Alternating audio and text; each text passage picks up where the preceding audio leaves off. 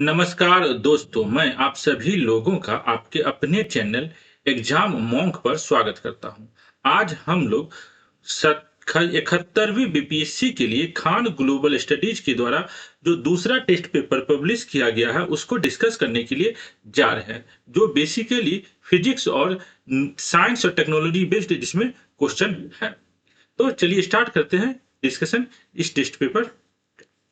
तो इसको स्टार्ट करने से पहले कि यह जो है एक डिस्क्लेमर है, इंपॉर्टेंट डिस्क्लेमर, आप लोग जरूर देख लें। तो देखिए, फर्स्ट जो क्वेश्चन है इस टेस्ट पेपर का, यह कर निम्नलिखित में से भारत का पहला परमाणु अनुसंधान रिएक्टर कौन सा है? Which of the following is India's first nuclear research reactor? तो first India's nuclear research reactor जो है यह है आपका अप्सरा। नाम याद रखना होगा। जो इंडिया का पहला न्यूक्लियर रिसर्च रिएक्टर कौन है? तो यह है अप्सरा। यह कब बना? ध्रुव, पूर्णिमा और कामनी जो है, यह सब जो रिएक्टर है यह कहां पर है? तो देखिए आपको अप्सरा जो है कब स्टैब्लिश्ड हुआ था? तो 1956 में हुआ था। कहां पर? तो मुंबई महाराष्ट्र में, भाभा एटॉमिक रिसर्च सेंटर में। ध्रुव जो है यह भी मुंबई महाराष्ट्र में ही है रिएक्टर, यह 1985 का है। पूर्णिमा भी आपको महाराष्ट्र में ही है, यह 1973 का है। और कामिनी जो है यह आपको कहां पर है? यह तमिलनाडु में है, 1996 में यह स्टैब्लिश्ड हुआ है। तो यहाँ पर जो कुछ आपको न्यूक्लियर रिसर्च रिएक्टर का नाम दिया गया। तो India's first nuclear research reactor is Apsara. It was the first nuclear research reactor in India and also in Asia, conceptualised by doctor Homi Bhabha in 1955। तो जो अप्सरा नाम का न्यूक्लियर रिसर्च रिएक्टर था वो इंडिया और एशिया का पहला न्यूक्लियर रिसर्च रिएक्टर था, जो 1955 में कॉन्सेप्चुलाइज किया गया था डॉक्टर होमी भाभा के द्वारा। और यह क्रिटिकली अटेंड जो हुआ, इसकी एक्टिविटी कब से स्टार्ट हुई? तो 1956 से। तो यहाँ पे याद रखिएगा, India first nuclear research reactor क्या है? तो अप्सरा है। उसके बाद है light emitting diode lamps compact fluorescent lamps की तुलना में अधिक ऊर्जा कुशल होते हैं। Light emitting diode lamps compact fluorescent lamp CFL की तुलना में कम ऊष्मा उत्पन्न करता है। यह दोनों पॉइंट जो है आपको सही है। तो light emitting LED lamps are more energy efficient as compare to compact fluorescent lamp, जिसको हम लोग सीएफएल लैंप कहते हैं। तो सीएफएल की तुलना में एलईडी है वो बेटर होता है। LED lamps produce less heat compare to compact CFL. तो यह भी कॉम्पैक्ट फ्लोरोसेंट लैंप, तो एलईडी जो है कम हीट जनरेट करता है। तो ये दोनों पॉइंट आपको सही है, इसलिए ये ज्यादा एफिशिएंट है। तो इसका आंसर क्या रहेगा? ऑप्शन ए हो जाएगा। तो यह है आपको एलईडी और सीएफएल का कंपैरिजन। तो एलईडी जो है बेस्ट होता है, इसका लाइफ स्पेन भी ज्यादा होता है सीएफएल की तुलना में। तो यहाँ पर है ये, तो देखिए दोनों का आंसर क्या दिया गया? ऑप्शन ए दिया गया। उसके बाद निम्नलिखित में से कौन सा अर्धचालक का उदाहरण है? Which of the following are example of semiconductor? तो सेमीकंडक्टर का एग्जांपल क्या है? तो जर्मेनियम और सिलिकॉन। जर्मेनियम और सिलिकॉन जो है आपको सेमीकंडक्टर का एग्जांपल है। क्वार्ट्ज और सेरेमिक जो है यह सेमीकंडक्टर का एग्जांपल नहीं है। इसका आंसर क्या रहेगा? 1 और 4 याद रखिएगा। जो सबसे फेमस जो सेमीकंडक्टर है वो कौन है? सिलिकॉन और जर्मेनियम। तो 1 और 4 हो जाएगा। तो ऑप्शन क्या रहेगा? सी। उसके बाद है निम्नलिखित में से कौन सा युग्म सुमेलित नहीं है? Which one of the following pair is not correctly matched? तो स्टीम इंजन को किसने बनाया था? तो जेम्स वाट ने स्टीम इंजन बनाया था, ये सही है। एजी बेल जो है टेलीफोन को बनाया था। जेएल बियर्ड जो है टीवी को बनाया था, टेलीविजन को बनाया था। डब्ल्यू सी रूमटन जो है लेजर का डिस्कवरी नहीं किया था। तो यहाँ पर जो है डी जो है आपको गलत है, बाकी 3 जो है ये आपको सही है। देखिए लेजर का डिस्कवरी किया किसने किया था? लेजर मतलब light amplification by stimulated emission of radiation was invented by Theodore Maiman. Theodore Maiman in 1960। तो याद रखिएगा लेजर का खोज किसने किया था? तो थियोडोर माइमैन ने किया था। और डब्ल्यू सी रिंगटन ने क्या चीज का खोज किया था? तो एक्सरे का खोज किया था। और बाकी तो सी हम बता ही दिए, जर्मेनियम और सिलिकॉन जो आपको सेमीकंडक्टर का एग्जांपल है। उसके बाद है डेयर टू इरा डी पहल हाल ही में किस रोग पर केंद्रित कर रही है जिसमें दवा प्रतिरोधी स्ट्रेनों का पता लगाने के लिए जीनोम अनुक्रमण का उपयोग किया जा रहा है? Which disease is the Dare to IRA-D initiative recently focusing on using genome sequencing to detect drug resistance strain? तो ये जो Dare to IRA-D इनिशिएटिव है गवर्नमेंट का, ये किस डिजीज से रिलेटेड तो है? ये तो है ट्यूबरकुलोसिस से, टेपेडिक से रिलेटेड है। ये देखिए ये आपको 24 मार्च का है। यहाँ पर जो आपको क्या गया है तो यह है डेयर टू इराडी कहा लिखा हुआ इसी में है, देखिए हाँ। The genome sequencing initiative is a part of dare to eradicate TB programme. Dare to eradicate का मतलब क्या हुआ? Data driven research to eradicate TB. तो डाटा जो मरीज सबका जो डाटा है उस डाटा ड्राइवन रिसर्च की मदद से टीबी मतलब ट्यूबरकुलोसिस को खत्म करने का कोशिश किया जा रहा है। तो यह जो है डेयर टू इरा डी जो प्रोग्राम है किस डिजीज से रिलेटेड है, तो टीबी ट्यूबरकुलोसिस से रिलेटेड है। तो इसका हो गया। उसके बाद किस देश ने वास्तविक क्वांटम हार्डवेयर का उपयोग करके दुनिया का पहला quantum computational fluid dynamics simulation launch किया है? Which country launch the world first quantum computational fluid dynamics simulation using real quantum hardware? तो रियल क्वांटम हार्डवेयर का यूज करके first quantum computational fluid dynamics simulation किसने किया है? यह आपको फिनलैंड ने किया है। फिनलैंड में यह हुआ है। तो यहाँ देखिए इसका आंसर करिएगा ऑप्शन सी। देखिए Quotient achieved a world first in quantum computational fluid dynamics simulation at VTT and IUQM 50 qubit launch event। ये कहाँ पे हुआ? तो फिनलैंड में हुआ है। ये आपको मार्च का यह न्यूज है। तो क्वांटम कंप्यूटर का जो यह हुआ है कहाँ पर? तो फिनलैंड में। तो which country launched the world first quantum computational fluid dynamics simulation? तो यह किसने किया है? तो फिनलैंड ने दुनिया का पहला quantum computational fluid dynamics simulation launch किया है। तो ये केवल याद रख लीजिएगा। तो यहां पर ये सब दिखाई दिया। उसके बाद है consider the following statement regarding the scattering of light in the atmosphere. वायुमंडल में प्रकाश के परिकिरण के संबंध में निम्नलिखित कथनों पर विचार करें। आकाश नीला दिखाई देता है क्योंकि वायुमंडल में मौजूद अणु और सूक्ष्म कण लंबी तरंगदैर्घ्य की प्रकाश तरंगों को अधिक प्रभावी रूप से परिकर्णित करता है। The sky appears blue because longer wavelength of light are scattered more efficiently by atmospheric molecule and small particle। तो जो ब्लू लाइट होता है, ब्लू लाइट का जो वेवलेंथ होता है वह कम होता है। ब्लू लाइट का जो वेवलेंथ है वह आपको कम होता है, तो उसका स्कैटरिंग जो है सबसे ज्यादा होता है। देखिए blue colour shorter wavelength more strongly than red. The scattered blue light enters our eyes. यहाँ देखिए why the colour of the clear sky is blue. इसमें यह बताएगा जो ब्लू कलर जो होता है विजुअल लाइट का उसका वेवलेंथ कम होता है। जितना वेवलेंथ कम होगा उसका स्कैटरिंग उतना ज्यादा होगा। तो आकाश हमें ब्लू क्यों दिखता है? क्योंकि ब्लू कलर का स्कैटरिंग सबसे ज्यादा होता है क्योंकि उसका वेवलेंथ कम होता है। तो sky appears blue because longer wavelength of light are scattered more efficiently by atmospheric molecule and small particle. तो ये गलत है। लॉन्गर वेवलेंथ नहीं, जो छोटा वेवलेंथ होता है वो ज्यादा स्कैटर होता है। तो पहला पॉइंट गलत है। At sunrise and sunset, the sun appears red because the shorter wavelength of lights are scattered, allowing the longer wavelength to dominate। तो यहां पर जो है आपको सनराइज और सनसेट के समय क्या होता है? जो sun appears red because the shorter wavelength of light are scattered. Shorter wavelength of light मतलब ब्लू जो है, जो शॉर्टर वेवलेंथ है वो स्कैटर हो जाता है, while the longer wavelength to dominate. तो रेड कलर होता है वो डोमिनेट करता है। तो सेकंड जो है आपको सही है। तो यहां पर देखिए आपको सेकंड वाला इसका आंसर क्या दिया गया? बी। तो देखिए sky appears blue due to Rayleigh scattering where shorter wavelength of light are scattered more efficiently.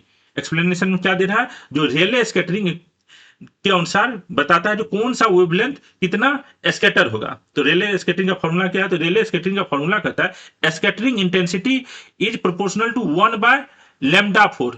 Lambda जो है आपको वेवलेंथ का है। तो अगर वेवलेंथ आपका ज्यादा होगा तो स्कैटरिंग कम होगा, और अगर वेवलेंथ कम होगा तो स्कैटरिंग ज्यादा होगा। तो देखिए जो ब्लू का है वेवलेंथ और रेड का वेवलेंथ में देखिएगा तो ब्लू का वेवलेंथ कम है, रेड का वेवलेंथ ज्यादा है। तो ब्लू का वेवलेंथ कम है, तो ब्लू का वेवलेंथ कम होने के कारण स्कैटरिंग ज्यादा होता है, इसलिए हमारा आसमान जो है ब्लू दिखाई देता है। ठीक है। तो ये देखिए at sunrise and sunset the sun appears red because the sunlight has to travel a longer distance through the earth atmosphere. Sunlight के समय क्या होता है? सनराइज और सनसेट के समय जो सनलाइट होता है उसको लॉन्गर डिस्टेंस ट्रेवल करना पड़ता है। During this journey the shorter wavelength of light such as blue and violet are scattered out of the line of sight by atmospheric particles through a process called Rayleigh scattering. Rayleigh scattering बता दिए, scattering is proportional to 1/λ4। Since red light has the longest wavelength, it is scattered the least and thus dominate the light reaching our eyes, making the sun appears reddish। तो red light का जो है wavelength सबसे ज्यादा होता है, वह जो है सबसे कम आपको स्कैटर्ड होता है, और हमें जो है सन जो है सनराइज या सनसेट के समय लाल दिखाई देता है। तो समझ में थोड़ा सा आ गया हो गया। At sunrise and sunset sun appears red because the shorter wavelength of light are scattered allowing the longer wavelength to dominate, मतलब रेड डोमिनेट होता है। तो सेकंड पॉइंट आपको सही है, ए पहला गलत है, तो आंसर क्या हो जाएगा इसका? ऑप्शन बी हो जाएगा। उसके बाद है a rainbow is produced when sunlight falls on drops of rain, which of the following physical phenomena is responsible for this. तो जब सूर्य का प्रकाश वर्षा की बूंदों पर पड़ता है तो इंद्रधनुष बनता है। यह किस भौतिक प्रक्रिया के कारण होता है? तो जो आपको इंद्रधनुष जो बनता है, रेनबो जो बनता है, उसमें आपको डिस्पर्सन, रिफ्रैक्शन और टोटल इंटर रिफ्लेक्शन सब आता है। तो इसमें क्या आता है? आपको तीनों एक्टिविटी हमें दिखाई देता है। तो इसका आंसर क्या हो जाएगा? Option D. तो याद रखिएगा, जो इंद्रधनुष बनने में विक्षेपण, अपवर्तन और पूर्ण आंतरिक परावर्तन तीनों होता है। तो इसका आंसर क्या हो जाएगा? ऑप्शन डी होगा। तो देखिए यहाँ पर एनसीईआरटी बताया जो किस तरीके से रेनबो बनता है। तो rainbow is a natural spectrum appearing in the sky after a rain shower. It is caused by the dispersion of sunlight by the टिनी water droplets present in the atmosphere. तो यहां पर आपको टोटल इंटरनल रिफ्लेक्शन भी होता है, reflection भी होता है, ये तीनों चीज होता है। Dispersion, a rainbow is always found in the direction opposite to that of the sun. The water droplet act as a small prism, they refract. तो वाटर जो है रिफ्रैक्ट भी करता है सनलाइट को एंड डिस्पर्स करता है the sunlight, the incident sunlight, then reflect it internally and finally refract it again when it comes out of the raindrop. Due to the dispersion of light and internal reflection, different colors reach the observer's eye. तो rainbow जो हमको आसमान में इस type का दिखता है, इसमें कौन कौन सी एक्टिविटी हो रही है? तो डिस्पर्सन ऑफ लाइट हो रहा है, रिफ्लेक्शन ऑफ लाइट हो रहा है और आपको टोटल इंटरनल रिफ्लेक्शन भी हो रहा है। तो तीनों चीज यहाँ पर आपको हो रहा है। तो यहाँ पर आंसर क्या हो जाएगा? ऑप्शन डी हो जाएगा। देखिए यहाँ पर एक्सप्लेनेशन अच्छा से किया गया। डिस्पर्सन, डिस्पर्सन का मतलब क्या होता है? Dispersion is the process by which white sunlight split into the component colour. तो जो व्हाइट सनलाइट होता है वह क्या होता है? जब वाटर ड्रॉपलेट में इंटर करता है तो 7 कलर में बट जाता है। तो ये 7 कलर में बटने की प्रक्रिया को ही हम क्या कहते हैं? डिस्पर्सन कहते हैं। तो dispersion is the process by which white sunlight split into the component colour from red to violet because different wavelength of light refract by different amount when passing through the medium like water. In a rainbow, raindrops disperse sunlight separating it into color. तो जो raindrop है वो prism की तरह काम करता है और व्हाइट सनलाइट को उसके डिफरेंट कलर्स कंपोनेंट में डिवाइड कर देता है। इसी प्रोसेस को हम लोग क्या कहते हैं? Dispersion of light. Reflection of light, जो वाटर ड्रॉपलेट होता है वो रिफ्लेक्शन ऑफ लाइट भी करता है। When sunlight enters a raindrop it reflects bending the light and allowing a dispersion to occur. तो सनलाइट जैसे इंटर करता है तो सनलाइट का जो रेज है उसका रिफ्लेक्शन भी होता है। अगर वो इस सीधा जा रहा था तो ये अंदर जो है आपको आता है तो बेंड हो जाता है। इसी को बेंडिंग ऑफ लाइट को ही, बेंडिंग ऑफ लाइट रेज के प्रोसेस को ही रिफ्लेक्शन करते हैं। और टोटल इंटरनल रिफ्लेक्शन होता है it occurs inside the raindrop after light इंटर्स the droplet and reflect. तो टोटल इंटरनल रिफ्लेक्शन होता है। ये समझ में आ गया होगा थोड़ा सा। उसके बाद एनीमिया फोन तकनीक के संबंध में निम्नलिखित कथनों पर विचार करें। इसका विकास कार्नेल विश्वविद्यालय द्वारा आयरन की कमी का आकलन करने के लिए किया गया था। It was developed by Cornell University to assess iron deficiency. तो एनीमिया फोन टेक्नोलॉजी जो आया है इसको किसने डेवलप किया है? कॉर्नेल यूनिवर्सिटी ने किया है। यह पॉइंट सही है। यह तकनीक मरीजों के लिए एनीमिया के निदान और उपचार को अधिक प्रभावी और कुशल बनाएगी। तो this technology will enhance the efficiency of anaemia diagnosis and treatment to the patient. तो ये दोनों पॉइंट एनीमिया फोन टेक्नोलॉजी से रिलेटेड सही है। इसका आंसर क्या हो जाएगा? ऑप्शन आपका सी हो जाएगा। इससे इधर कोई क्वेश्चन छूटा तो नहीं? ठीक है, ठीक है। उसका which of the following is not the part of deep seek model family. तो डीप सीक मॉडल फैमिली जो है आपको एआई मॉडल है जो चाइना के द्वारा डेवलप किया गया। इसमें जो है आपको डीप सीक न्यूरल है, इसके पास मॉडल का नाम है डीप सीक एलएलएम है, डीप सीक कोडर भी है और डीप सीक मैथ नहीं है। तो डीप सीक जो एआई मॉडल चाइना के द्वारा डेवलप किया गया है उसी का मॉडल डिफरेंट मॉडल है। तो उसी में डीप सीक न्यूरल मॉडल भी है, डीप सीक एलएलएम मॉडल भी है, डीप सीक कोडर मॉडल भी है। तो यहाँ पर डीप सीक मैथ मॉडल करके कोई भी इसका नहीं है। तो इसका आंसर क्या रहेगा? ऑप्शन डी हो जाएगा। तो यह देखिए आपको 8 जनवरी 2025 का था। Cornell transfer accessible affordable anaemia detecting tech to Indian government. तो कॉर्नेल यूनिवर्सिटी में जो एनीमिया डिटेक्ट करने का जो टेक्नोलॉजी डेवलप किया गया वो भारत को दिया गया है। यह टेक्नोलॉजी का नाम क्या है? Anaemia phone. Anaemia phone a technology developed by Cornell University researcher to accurately, quickly and cheaply assess iron deficiency. तो कॉर्नेल यूनिवर्सिटी के रिसर्चर के द्वारा यह एनीमिया फोन टेक्नोलॉजी डेवलप किया गया है, बहुत ही आसानी से कम दाम पर एनीमिया के को पता करने के लिए। Iron deficiency has been transferred to the Indian Council of Medical Research for integration into its program for anemia, women health and maternal and child health throughout the country। तो इतना सिंपल याद रखिएगा। ये टेक्नोलॉजी किसके द्वारा develop किया गया है? तो कॉर्नेल यूनिवर्सिटी के द्वारा डेवलप किया गया है, जिसको इस यूनिवर्सिटी ने भारत के Indian council of medical research को साथ शेयर किया ताकि भारत में भी एनीमिया का डिटेक्शन आसानी से हो सके। उसके बाद ये डीप सीक जो लार्ज लैंग्वेज मॉडल है, जो चाइना के द्वारा 2023 में क्रिएट किया गया है, इसमें कौन कौन सा मॉडल है? तो डीप सीक न्यूरल मॉडल है। इसे डीप सीक कोडर मॉडल कब रिलीज किया गया था? तो 2023 में रिलीज किया गया था। डीप सीक एलएलएम जो है लार्ज, ये दिसंबर 2023 में लॉन्च किया गया था। तो अलग अलग टाइम पीरियड में डीप सीक का अलग अलग मॉडल आया है, जिसमें डीप सीक न्यूरल मॉडल भी है, डीप सीक एलएलएम मॉडल है, डीप सीक कोडर है, डीप सीक प्रोवर है, लेकिन डीप सीक मैथ करके नहीं है। तो यह आपको answer DeepSeek model LLM coder for are specialized like 10 का ए।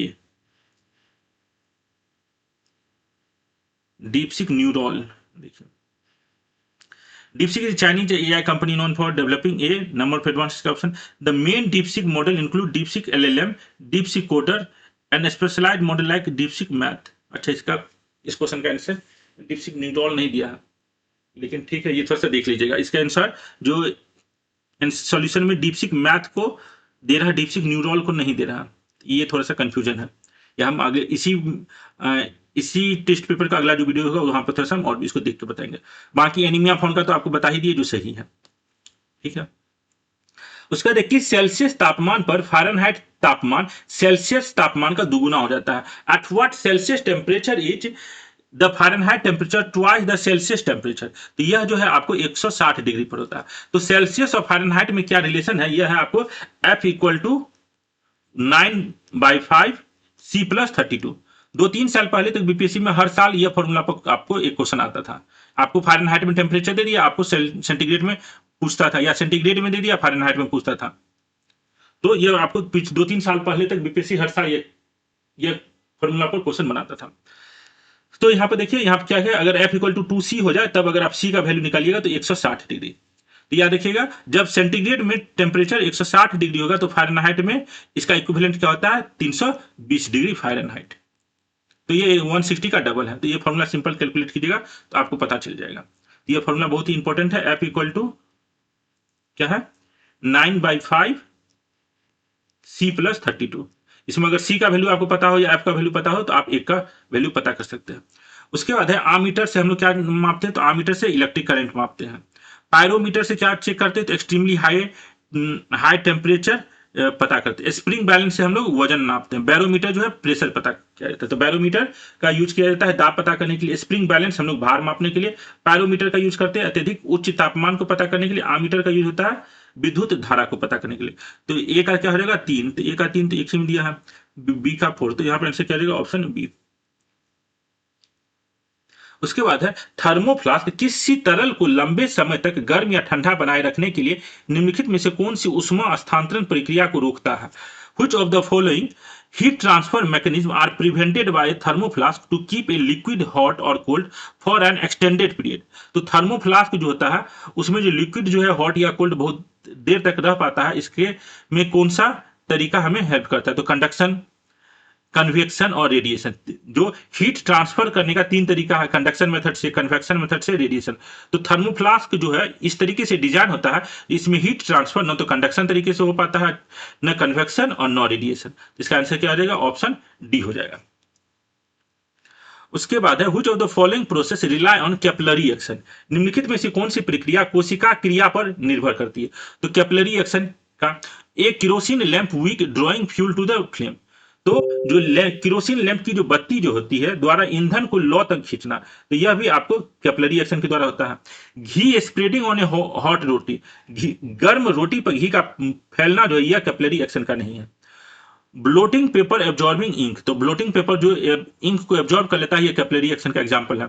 Water rising in the xylem of the large trees, तो जाइलम और फाइलम हम लोग पढ़े हैं, ट्री का टिश्यू होता है। कॉम्प्लेक्स परमानेंट टिश्यू होता है। प्लांट में दो टाइप का परमानेंट टिश्यू होता है, एक सिंपल परमानेंट टिश्यू, एक होता है complex permanent tissue. Simple permanent tissue का क्या नाम है ये आप कमेंट करके बताइएगा थोड़ा सा, अगर आप लोग वीडियो देख रहे तो आपको मालूम होगा। जो पिछले 2-3 वीडियो में हम लोग ने सिंपल परमानेंट टिश्यू जो है प्लांट का वह डिस्कशन किए थे। यहाँ पर जाइलम जो है ये कॉम्प्लेक्स परमानेंट टिश्यू है। तो जो ये water rising in the xylem of the large tree जो है यह भी कैपिलरी एक्शन के द्वारा होता है। Water flowing through a hand pump, जो हैंड पंप से पानी का बहना जो है यह आपको कैपिलरी एक्शन के आधार पर नहीं होता है। इसमें हम लोग प्रेशर लगाते हैं फिर पानी आता है। तो यहाँ पर 5 नहीं है, 2 नहीं है, 1 3 4, 1 3 4 यहाँ पे आंसर क्या हो जाएगा, ऑप्शन बी हो जाएगा। तो देखिए a kerosene lamp wick drawing fuel to the flame, yes capillary action draws. तो कैपिलरी एक्शन से क्या आता है, केरोसिन जो है आपको आता है विक में। ठीक है, कंडक्शन कन्वेक्शन रेडिएशन सिंपल है, यहाँ ज्यादा हम उसको डिस्कशन नहीं कर रहे हैं। ठीक है, उसके तापमान में वृद्धि के साथ शहद की सयनता बढ़ जाती है। तापमान में वृद्धि से अणुओं की गतिज ऊर्जा बढ़ जाती है।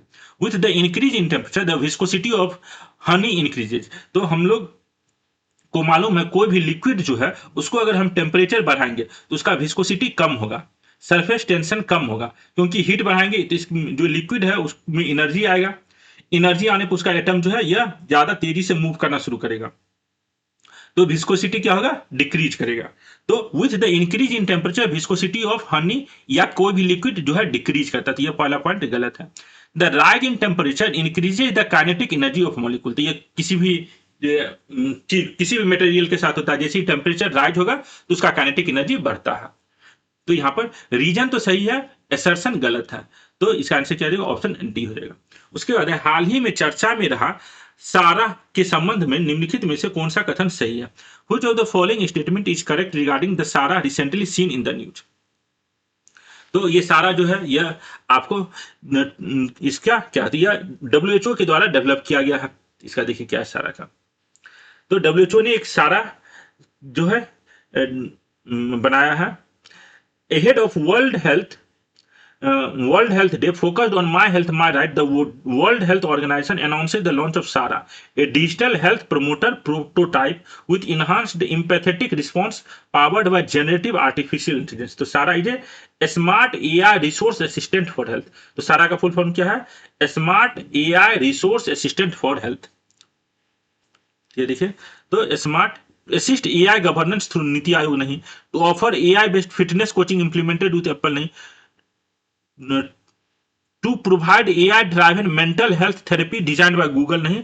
तो ये सारा क्या है, विश्व स्वास्थ्य संगठन द्वारा लॉन्च किए गए AI के माध्यम से वैश्विक स्वास्थ्य जागरूकता को बढ़ावा देना। तो सारा जो है to promote global health awareness through AI launched by World Health Organization. ये हम आपको स्क्रीन पर दिखा दें। और विस्कोसिटी के बारे में जो हम लोग देखे, जो विस्कोसिटी जो है, the viscosity of liquid decreases with temperature while it increases in case of gases. तो जो विस्कोसिटी जो है लिक्विड का कम होता है जब टेम्परेचर बढ़ता है, लेकिन वही जब कोई गैस को हम लोग गर्म कर देते हैं तो उसका विस्कोसिटी जो है आपको बढ़ जाता है। गैस के केस में टेम्परेचर बढ़ाने पर विस्कोसिटी बढ़ता है, लेकिन लिक्विड के केस में टेम्परेचर बढ़ाने पर विस्कोसिटी घटता है। गैस के केस में क्यों बढ़ता है ये आप लोग थोड़ा सा देख लीजिएगा। आप लोग को अगर थोड़ा सा भी यूजफुल लग रहा हो यह डिस्कशन तो जरूर वीडियो को लाइक करें, चैनल को सब्सक्राइब करें, क्योंकि आप लोग की इसी फीडबैक से पता चलता है जो आप लोग कितना वीडियो देख रहे हैं और इस टाइप का वीडियो आगे हमें बनाना चाहिए या नहीं। तो देख रहे हैं अगला है, महिला के आवाज की तुलना में पुरुषों की आवाज की सामान्य पिच क्या होती है। What is the typical pitch of a male voice compare to a female voice. तो पिच क्या है, फ्रीक्वेंसी ऑफ ए वॉइस जो है उसी को हम लोग पिच कहते हैं। तो महिलाओं का आवाज होता है उसका फ्रीक्वेंसी ज्यादा होता है, तो फ्रीक्वेंसी जितना ज्यादा उसी को पिच कहते हैं। तो मेल वॉइस का जो है पिच आपको कम होता है, फ्रीक्वेंसी कम होता है। तो what is the typical pitch of a male voice compare to female voice. तो सिमिलर टू फीमेल वॉइस नहीं है, lower than the female voice. तो pitch of a male voice is lower than the female voice. तो frequency of the male voice is lower than the female voice. इसका answer क्या हो जाएगा, option B हो जाएगा। देखिए male voice typically have a slightly lower pitch than the female voice due to difference in vocal cord anatomy. जो vocal cord होता है गला में, उसके अंतर होने के कारण मेल का जो वॉइस का जो पिच है, अर्थात जो फ्रीक्वेंसी जनरेट होता है मेल के वॉइस से, वह कम होता है। This is because male generally have longer and thicker vocal cord which vibrate at lower frequency producing a deeper sound. तो यह भी पॉइंट याद रखिएगा, जो मेल का वॉइस जो है उसका जो वोकल कोड है वो लोअर फ्रीक्वेंसी जनरेट करता है। तो यहाँ पर देखिए, ये आपको एनसीईआरटी में भी दिया गया है, can you say that the frequency of voice of child is higher than that of an adult. तो बच्चे का जो साउंड होता है उसकी फ्रीक्वेंसी ज्यादा होती है एडल्ट की तुलना में। उसी तरीके से अगर महिला और पुरुष में देखा, usually the voice of women has a higher frequency than that of a man. तो जो वुमेन का जो फ्रीक्वेंसी जनरेट होता है आवाज में, वो ज्यादा फ्रीक्वेंसी का होता है, अर्थात हाई पिच। देखिए, the frequency determine the shrillness और पिच ऑफ ए साउंड।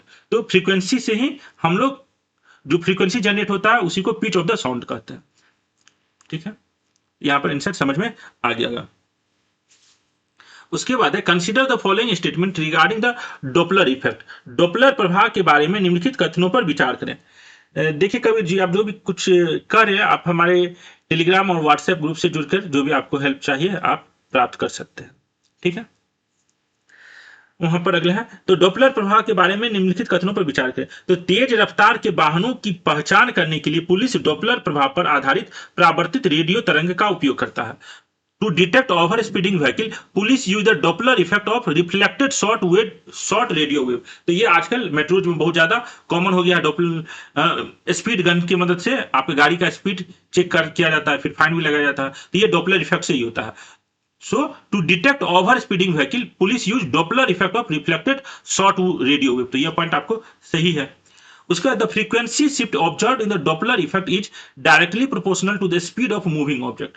तो डॉपलर प्रभाव में देखा गया आवृत्ति परिवर्तन गतिशील वस्तु की गति के सीधे अनुपात में होता है। तो अगर गाड़ी का स्पीड ज्यादा है तो जो फ्रीक्वेंसी चेंज होगा वह ज्यादा होगा, और अगर गाड़ी का स्पीड कम है तो फ्रीक्वेंसी चेंज जो है वह कम होगा। तो ये दोनों पॉइंट जो है डॉपलर इफेक्ट के बारे में सही है। तो इसका आंसर क्या हो जाएगा? Option C. उसके बाद which of the following statement is are correct regarding electromagnetic spectrum. विद्युत चुंबकीय स्पेक्ट्रम के बारे में निम्नलिखित कथनों में से कौन सा सही है? रेडियो तरंगों की तरंग दैर्घ्य एक्सरे की तुलना में कहीं अधिक होता है।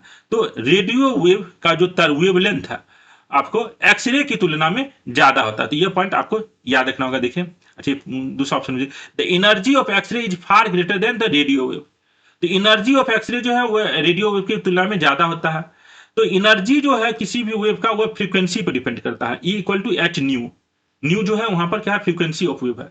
एक्सरे का फ्रीक्वेंसी ज्यादा है तो इसलिए एक्सरे का जो है एनर्जी ज्यादा होगा। रेडियो वेव का जो है फ्रीक्वेंसी कम होता है, तो एक्सरे की तुलना में रेडियो वेव की एनर्जी जो है कम होगी। और एक और फॉर्मूला होता है जो लैम्डा न्यू इक्वल टू सी, अर्थात जो अगर किसी भी वेव का फ्रीक्वेंसी अगर ज्यादा है तो वेवलेंथ कम होगा। फ्रीक्वेंसी ज्यादा तो वेवलेंथ कम, वेवलेंथ ज्यादा तो फ्रीक्वेंसी कम। तो रेडियो वेव का वेवलेंथ ज्यादा होता है तो इसलिए फ्रीक्वेंसी कम होता है। तो यह भी याद रखिएगा। तो देखिए यहां पर है एक्सरे का जो है आपको वेवलेंथ कम है और जो रेडियो वेव है उसकी वेवलेंथ ज्यादा है। ठीक है, तो ये भी ये याद रखिएगा। जो gamma rays, X rays, ultraviolet का जो है वेवलेंथ इधर डिक्रीज हो रहा है, और एनर्जी जो है आपको सबसे ज्यादा किसका होता है? गामा रेज का। हाई एनर्जी, लो एनर्जी यहाँ पर मैप में बनाया गया। एक्सरेज से ज्यादा एनर्जी गामा रेज का, अल्ट्रावायलेट से ज्यादा एक्सरेज का है। तो एग्जाम में कभी कभी थोड़ा सा कंफ्यूजन हो भी जाता है, लेकिन यह याद रखिएगा इलेक्ट्रोमैग्नेटिक स्पेक्ट्रम। तो यहाँ दोनों पॉइंट आपको सही है। इसका आंसर क्या हो जाएगा? ऑप्शन बी हो जाएगा। उसके बाद है निम्नलिखित में से कौन सा घटना पृष्ठ तनाव के कारण होता है? Surface tension. तो सरफेस टेंशन के कारण क्या होता है? The spherical form of raindrop, जो पानी का जो बूंद होता है वो गोल ही क्यों होता है? तो सरफेस टेंशन के कारण। While spread on the water surface, जो तेल जो होता है पानी की सतह पर फैल जाता है, यह भी सरफेस टेंशन के कारण ही है। Floating of needle on the water, जो सुई जो है पानी की सतह पर तैरता रहता है, उसको यह भी जो है सरफेस टेंशन के कारण ही होता है। तो ये तीनों जो है आपको सरफेस टेंशन के कारण होता है। तो आंसर क्या हो जाएगा इसका? डी होता है। देखिए, surface tension create a skin on water surface that can support A small object denser then water if placed carefully. तो इसका आंसर क्या हो जाएगा? आपको यहां पर बताया जो कोई भी जो सुई जो है उसको पानी की सतह पर फ्लोट करता है, क्योंकि पानी जो है एक स्किन की तरह काम करता है सरफेस टेंशन के कारण, और वह जो स्किन की तरह जो काम कर रहा है, जिस पर वह नीडल जो है फ्लोट कर सकता है। तो the spherical form of rain drop जो है पानी का जो जो बूंद होता है वह गोल ही क्यों होता है, वह भी सरफेस टेंशन के कारण होता है। Surface tension causes liquid droplet to minimize surface area forming nearly spherical से। वाइल स्प्रेडिंग यह भी आपको सरफेस टेंशन के कारण नहीं होता है, यहाँ तो ये गलत है, ये याद रखिए, वाइल स्प्रेडिंग भी सरफेस टेंशन के कारण नहीं होता। तो सरफेस टेंशन का एग्जांपल जो है spherical form of rain drop, while spreads on water surface, floating of a needle on water, clinical test of jaundice, bubbles are spherical, ये सब सरफेस टेंशन का। तो ठीक है, E equal to H nu, आप जो हमने आपको बताया अभी, जो एनर्जी जो वेव का होता है वह फ्रीक्वेंसी जिसका ज्यादा होगा उसका एनर्जी ज्यादा होगा। Which of the following is a mechanical wave? तो यहाँ पर देखिए जो साउंड वेव है वो मैकेनिकल वेव का एग्जांपल है। निम्नलिखित में से कौन सा एक यांत्रिक तरंग है? तो ध्वनि तरंग यांत्रिक तरंग है। रेडियो वेव, एक्सरे और यूवी रे जो है मैकेनिकल वेव नहीं है। मैकेनिकल वेव एक ऐसा वेव को कहते हैं जिसके प्रोपगेशन के लिए मीडियम की जरूरत होती है। तो साउंड वेव जो है उसको एक मीडियम की जरूरत है। Radio wave, X ray, UV rays को मीडियम की जरूरत नहीं है, तो वे मैकेनिकल वेव नहीं है। तो यहाँ पे आंसर क्या हो जाएगा? डी। उसके बाद मनुष्य की श्रव्य सीमा क्या है? What is the audible range of human? तो हम लोग की सुनने की जो क्षमता है किस फ्रीक्वेंसी तक की है? तो 20 हर्ट्ज से 20,000 हर्ट्ज तक की आवाज को हम लोग सुन सकते हैं। तो ये इसका आंसर क्या हो जाएगा? Option A.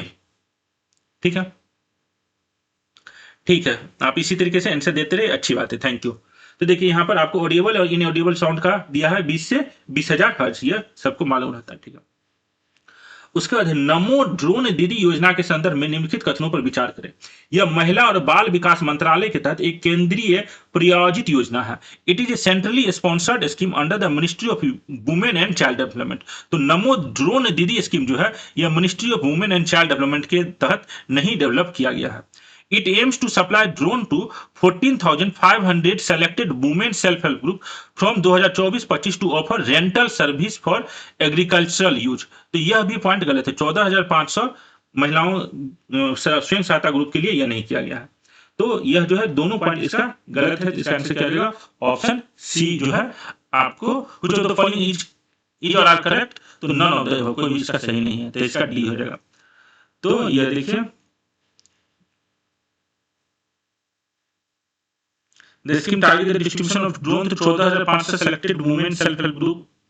ये गलत है, 14,500 नहीं है। देखिए यह आपको नमो ड्रोन दीदी जो है, देखिए ये आपको पीआरबी का इंफॉर्मेशन है।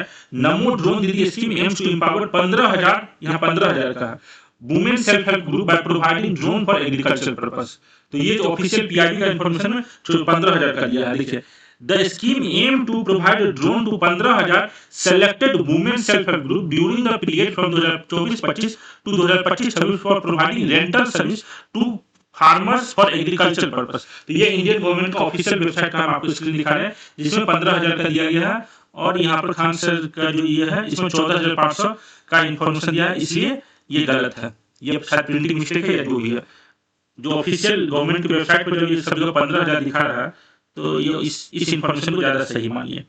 ठीक है, और यह जो है किसके द्वारा डेवलप किया गया है? ये नमो ड्रोन स्कीम। तो यह जो है यह नमो ड्रोन है। द स्कीम जो collaborative venture between department of agriculture and farmer welfare, department of rural development and department of fertilizer. तो यह जो नमो ड्रोन दीदी स्कीम किसके द्वारा डेवलप किया गया है? तो department of agriculture and farmer welfare main और डिपार्टमेंट ऑफ रूरल डेवलपमेंट। ये जो department of women and child development के द्वारा यह नहीं किया गया। तो ministry of women and child development नहीं है, यह ministry of rural development, ministry of farmers है। और ये सेंट्रली स्पॉन्सर्ड नहीं है, ये सेंट्रल सेक्टर स्कीम है। यह भी देखिए नमो drone is central sector. Central sector का क्या मतलब होता है? 100% सेंट्रल गवर्नमेंट फंडिंग करेगा। सेंट्रली स्पॉन्सर्ड का मतलब क्या होता है? सेंट्रल स्टेट मिलकर फंडिंग करेगा। लेकिन नमो ड्रोन जो है 100% सेंट्रल गवर्नमेंट ही इसको फंडिंग करेगा। तो दोनों इसका गलत है, इसका आंसर डी होना चाहिए। उसके बाद व्हिच इंस्टीट्यूशन होस्ट द परम Ganga super computer under the national super computing mission. तो राष्ट्रीय सुपर कंप्यूटिंग मिशन के तहत परम गंगा सुपर कंप्यूटर को कौन सा संस्थान में स्थापित किया गया है? तो यह आईआईटी रुड़की में स्थापित किया गया। इसका आंसर क्या हो जाएगा? ऑप्शन सी हो जाएगा। देखिए ये जो है पेटा स्केल सुपर कंप्यूटर परम Ganga established eight IIT Roorkee under national super computing mission, ये आपका इंफॉर्मेशन है। तो यह तो आपको 2022 का ही है। तो देखिए दो आईआईटी रुड़की में ये परम गंगा सुपर कंप्यूटर एस्टैब्लिश किया गया था। इसका आंसर क्या हो जाएगा, ऑप्शन सी हो जाएगा। तो यह जो सी, ठीक है, ये आप देख लें, एक दो आंसर गलत भी प्रिंट हो जाता है, ये पूरा ये जो आंसर एक्सप्लेनेशन है ये गलत है। पहला तो सही है, पहला इनकरेक्ट है, दूसरा जो है गलत है, ठीक है। What type of cyber attack is the hacker group no name 057 primarily known for. तो हैकर समूह नो नेम 057 मुख्य रूप से किस प्रकार के साइबर हमलों के लिए जाना जाता है, यह है distributed denial of service attack. तो ये नो नेम 057 रसिया का हैकर ग्रुप है, और यह किस टाइप के हैकिंग के लिए जाना जाता है, तो distributed denial of service attack. तो इसका आंसर क्या होगा, ऑप्शन डी हो जाएगा। ये देखिए, ये no name 057 pro Russian hacktivist group, यह क्या कहता है, यह जो है the first attack claimed by the group in March 2022 हुए DDoS attack targeting Ukraine. Ukraine पर रसिया के द्वारा यह जो रशियन हैकर ग्रुप है ये अटैक कर रहा है, यूक्रेन में कर रहा है, अमेरिका में कर रहा है, यूरोप के जो वेबसाइट है, तो मेनली यूक्रेन, अमेरिका और यूरोप पर यह जो है यह हैकर ग्रुप अटैक कर रहे हैं। और ये किस टाइप का अटैक कर रहा है, तो distributed denial of service DDoS attack कर रहा है। इतना याद रखिएगा, no name primarily known for distributed denial of service attack. अगला जो है, हाल ही में जापान के सबसे बड़े और सबसे व्यापक अनुसंधान संस्थान ने सोटामा के राइकेन के बाको कैंपस में कौन सा क्वांटम कंप्यूटर स्थापित किया है।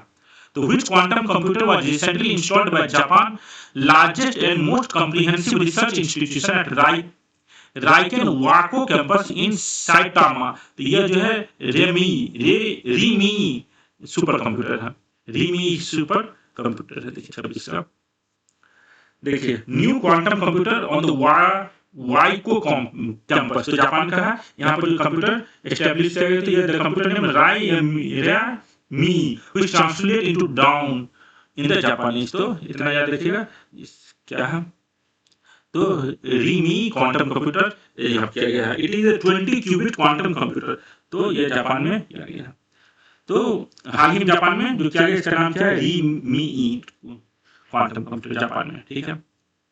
उसके बाद है, हाल ही में चर्चा में रहा सिनबेक्स अभ्यास निम्नलिखित में से किससे संबंधित है। CINBAX recently seen in news is joint military exercise primarily focused on which of the following areas. तो सिनबेक्स जो है आपको किससे रिलेटेड है, तो काउंटर टेररिज्म ऑपरेशन से रिलेटेड, आतंकवाद निरोधक अभियान से रिलेटेड है सिनबेक्स एक्सरसाइज। ये देखिए, India Cambodia commences inaugural joint table top exercise CINBAX in Pune. तो ये सिनबेक्स मिलिट्री एक्सरसाइज कहाँ पर हुआ, पुणे में हुआ है, इंडिया और कंबोडिया के द्वारा। और यह एक्सरसाइज का काम क्या था, तो exercise CINBAX is planning exercise aimed to a war game conduct of joint counter terrorism operation under chapter 7 of the United Nation charter. तो इतना याद रखिएगा, ये काउंटर टेररिज्म ऑपरेशन के लिए सिनबेक्स एक्सरसाइज किया गया था। कहां पर, पुणे में किया गया था, किस कंट्री के बीच में, इंडिया और कंबोडिया। कब का न्यूज है, 1 दिसंबर 2024 का न्यूज है। इसका आंसर करेगा काउंटर टेररिज्म ऑपरेशन। उसके बाद है, किसी व्यक्ति को अपने पूरे शरीर का प्रतिबिंब देखने के लिए समतल दर्पण की न्यूनतम कितनी ऊंचाई होनी चाहिए। What is the minimum height required for a plane mirror to allow a person to see their full body image. तो प्लेन मिरर में अपना फुल बॉडी इमेज देखने के लिए उस प्लेन मिरर का जो हाइट होना चाहिए वो उस आदमी की हाइट का कम से कम हाफ से ज्यादा होना चाहिए, half of the person height. तो 6 फीट का अगर आदमी को अपना हाइट पूरा इमेज देखना है प्लेन मिरर में, तो प्लेन मिरर का हाइट जो होना चाहिए कम से कम 3 फीट होना चाहिए। तो इसका जो है व्यक्ति की ऊंचाई का आधार आंसर याद रखिएगा, क्या होगा, 28 का बी।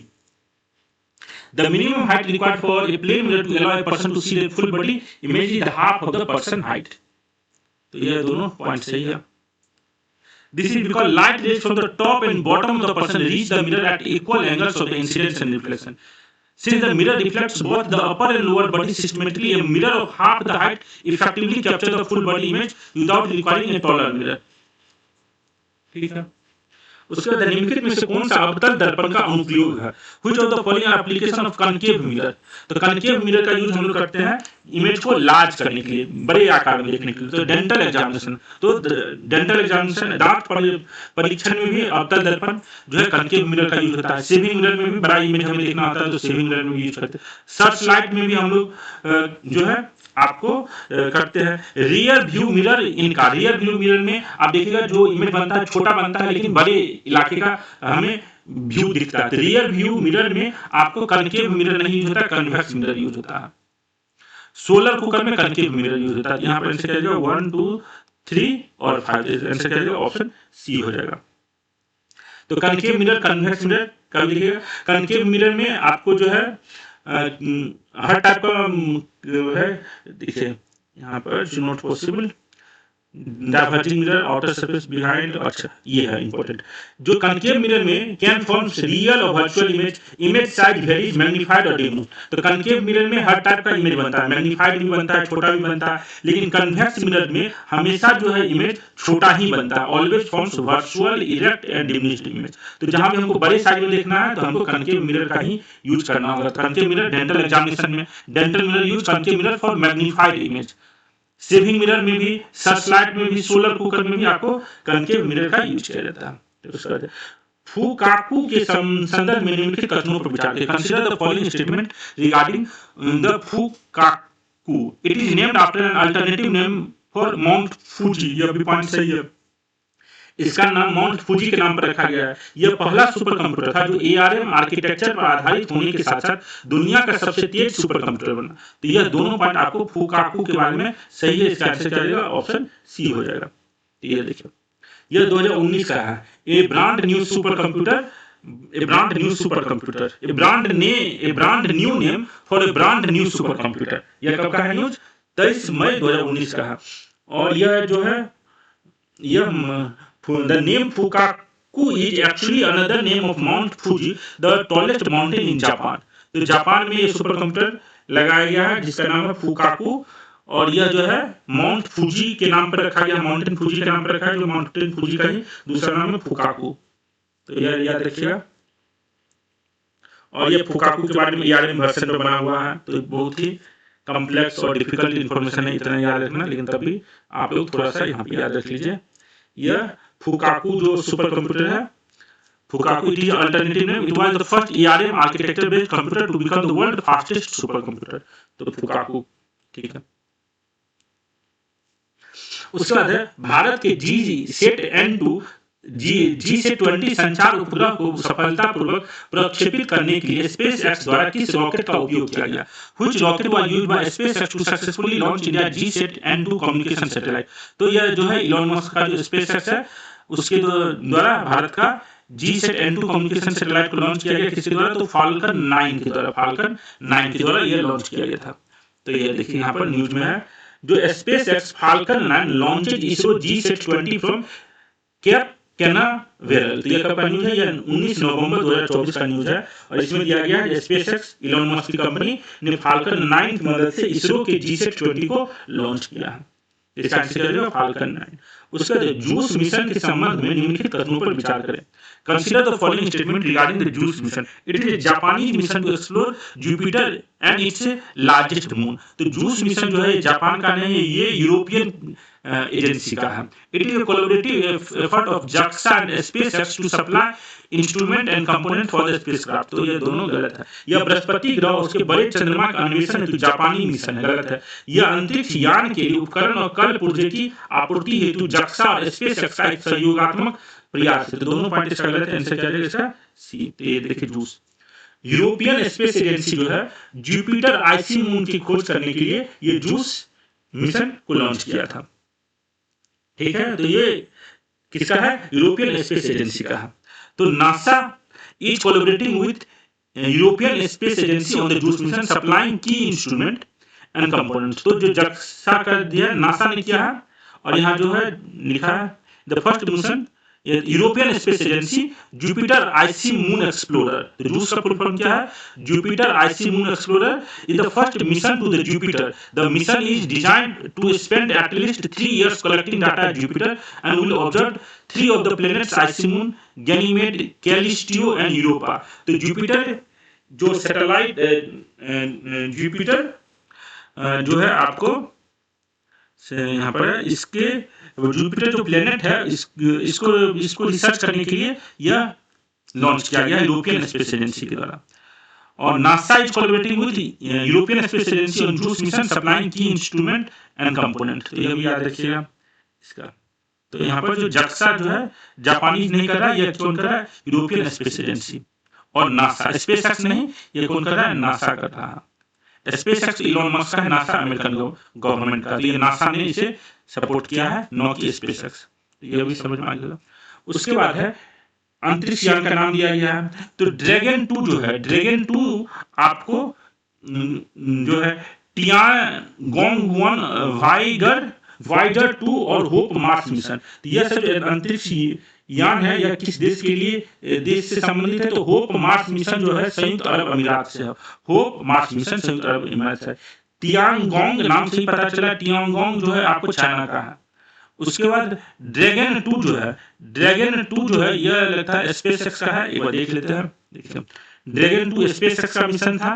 टियानगोंग जो है यह आपको चाइना का है, 2011 का ही है। वाइजर 2 नासा का था और होप मार्स मिशन ये यूनाइटेड अरब एमिरेट्स का है। तो अलग अलग कंट्री के द्वारा जो स्पेसक्राफ्ट लॉन्च किया गया है, ये आपको याद रखना होगा। ड्रैगन 2 किसका है? स्पेसएक्स, इलॉन मस्क वाला। वाइजर 2 जो है नासा का है। टियानगोंग चाइना का, hope Mars mission United Arab Emirates. तो यह भी याद रखिएगा। इसका आंसर क्या हो जाएगा? आपको ऑप्शन ए दिया गया। ठीक है,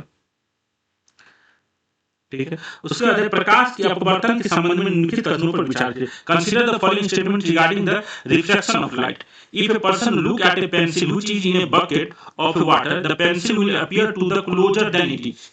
तो यह जो है, if a person looks at a pencil which is in the bucket of water, the pencil will appear closer than it is.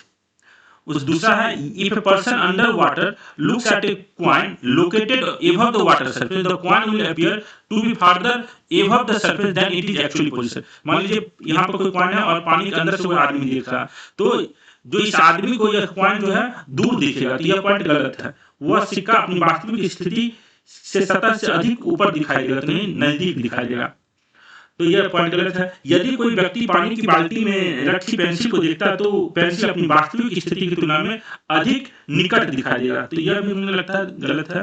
देखिए, तो अच्छा ये सही था। When a light travels from water to air, it bends away from the normal. The observer brain assume light travels straight, so the pencil image forms closer to the water surface than its actual position. This makes the pencil appear raised and closer. तो दोनों point आपको सही है। When a light, the observer brain traces these rays backward, the coin appear higher above than closer. However, the coin appears not further. देखना होगा। Person looks at pencil, the pencil, it is ठीक है। The coin will appear to the further is ठीक है। यह भी याद रखना होगा आपको। इसका आंसर क्या है? आपको सी है 34 का। ठीक है। उसके बाद ऑप्टिकल फाइबर से किया गया संचार रेडियो तरंगों के व्यवधान से मुक्त होता है। तो optical fibre communication are free from radio frequency interference. तो यह पॉइंट आपको सही है। Optical fibre communication system works on the principle of total internal reflection. तो यह दोनों पॉइंट आपको optical fibre reflection optical fibre communication के प्रिंसिपल ऑफ वर्किंग पर है, जो ये टोटल इंटरनल रिफ्लेक्शन पर काम करता है। तो ये दोनों पॉइंट आपको सही आंसर क्या जाएगा? सी। उसके बाद परम सिद्धि एआई के संबंध में निम्नलिखित कथनों में से कौन सा कथन है? यह centre for development of advanced computing द्वारा विकसित सबसे तीव्र क्वांटम कंप्यूटर है। तो यह पॉइंट आपको सही है। याद रखिएगा, परम सिद्धि जो है सीडेक के द्वारा डेवलप किया गया है। It has been designed to accelerate research in the fields such as drug discovery, climate modeling, and natural language processing using AI capability. तो यह दूसरा पॉइंट है। लेकिन it is the fastest quantum computer, quantum computer नहीं है परम सिद्धि। यह सीडेक के द्वारा डेवलप है, लेकिन यह क्वांटम कंप्यूटर नहीं है। तो ये पहला पॉइंट इसलिए गलत है। तो पहला पॉइंट गलत है, दूसरा सही है। इसका आंसर क्या हो जाएगा? करेक्ट, तो आंसर बी।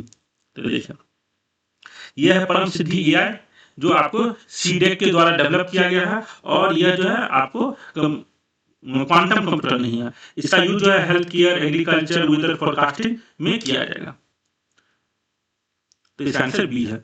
परम Siddhi AI developed at CDAC under the national super computing is a high performance computing and AI super computer design to provide cloud-based AI and HPC infrastructure across India. It is not a quantum computer. यह याद रखिएगा। परम सिद्धि AI किसके द्वारा develop किया गया? सीडेक के द्वारा है। यह क्वांटम कंप्यूटर नहीं है। इसका यूज जो है आपको एजुकेशन, जीनोमिक्स और वेदर फोरकास्टिंग होगा। और ऑप्टिकल फाइबर कम्युनिकेशन जो है आपको टोटल इंटरनल रिफ्लेक्शन के प्रिंसिपल पे काम करता है, और ऑप्टिकल फाइबर कम्युनिकेशन जो है आपको रेडियो फ्रीक्वेंसी के इंटरफेरेंस से इम्यून होता है। यह भी पॉइंट याद रखना है। उसके बाद in which city was the AI action summit recently held where the importance of unbiased data set in AI was emphasised. हाल ही में किस शहर में एआई एक्शन समिट का आयोजन किया गया जहां एआई में निष्पक्ष डेटा सेट के महत्व पर जोर दिया गया। यह अभी जो हुआ है ये कहां पर हुआ था, तो पेरिस में हुआ था। यह एआई एक्शन समिट जो हुआ है कहां हुआ है, तो पेरिस में 11 फरवरी 2025 को हुआ था। प्राइम मिनिस्टर को chair AI action summit in Paris. तो ये देखिए कहां पर हुआ, तो ये आपको पेरिस में हुआ है, इतना याद रखिएगा। एआई एक्शन समिट कहां पर हुआ था, पेरिस में। उसके बाद फ्लॉप्स का पूर्ण रूप क्या है, what is the full form of flops. तो सुपर कंप्यूटर का स्पीड जो है फ्लॉप्स में बताया जाता है। तो फ्लॉप्स का मतलब क्या है, फ्लोटिंग पॉइंट ऑपरेशन पर सेकंड। तो फ्लोटिंग पॉइंट ऑपरेशन पर सेकंड, इसका आंसर क्या हो जाएगा, डी।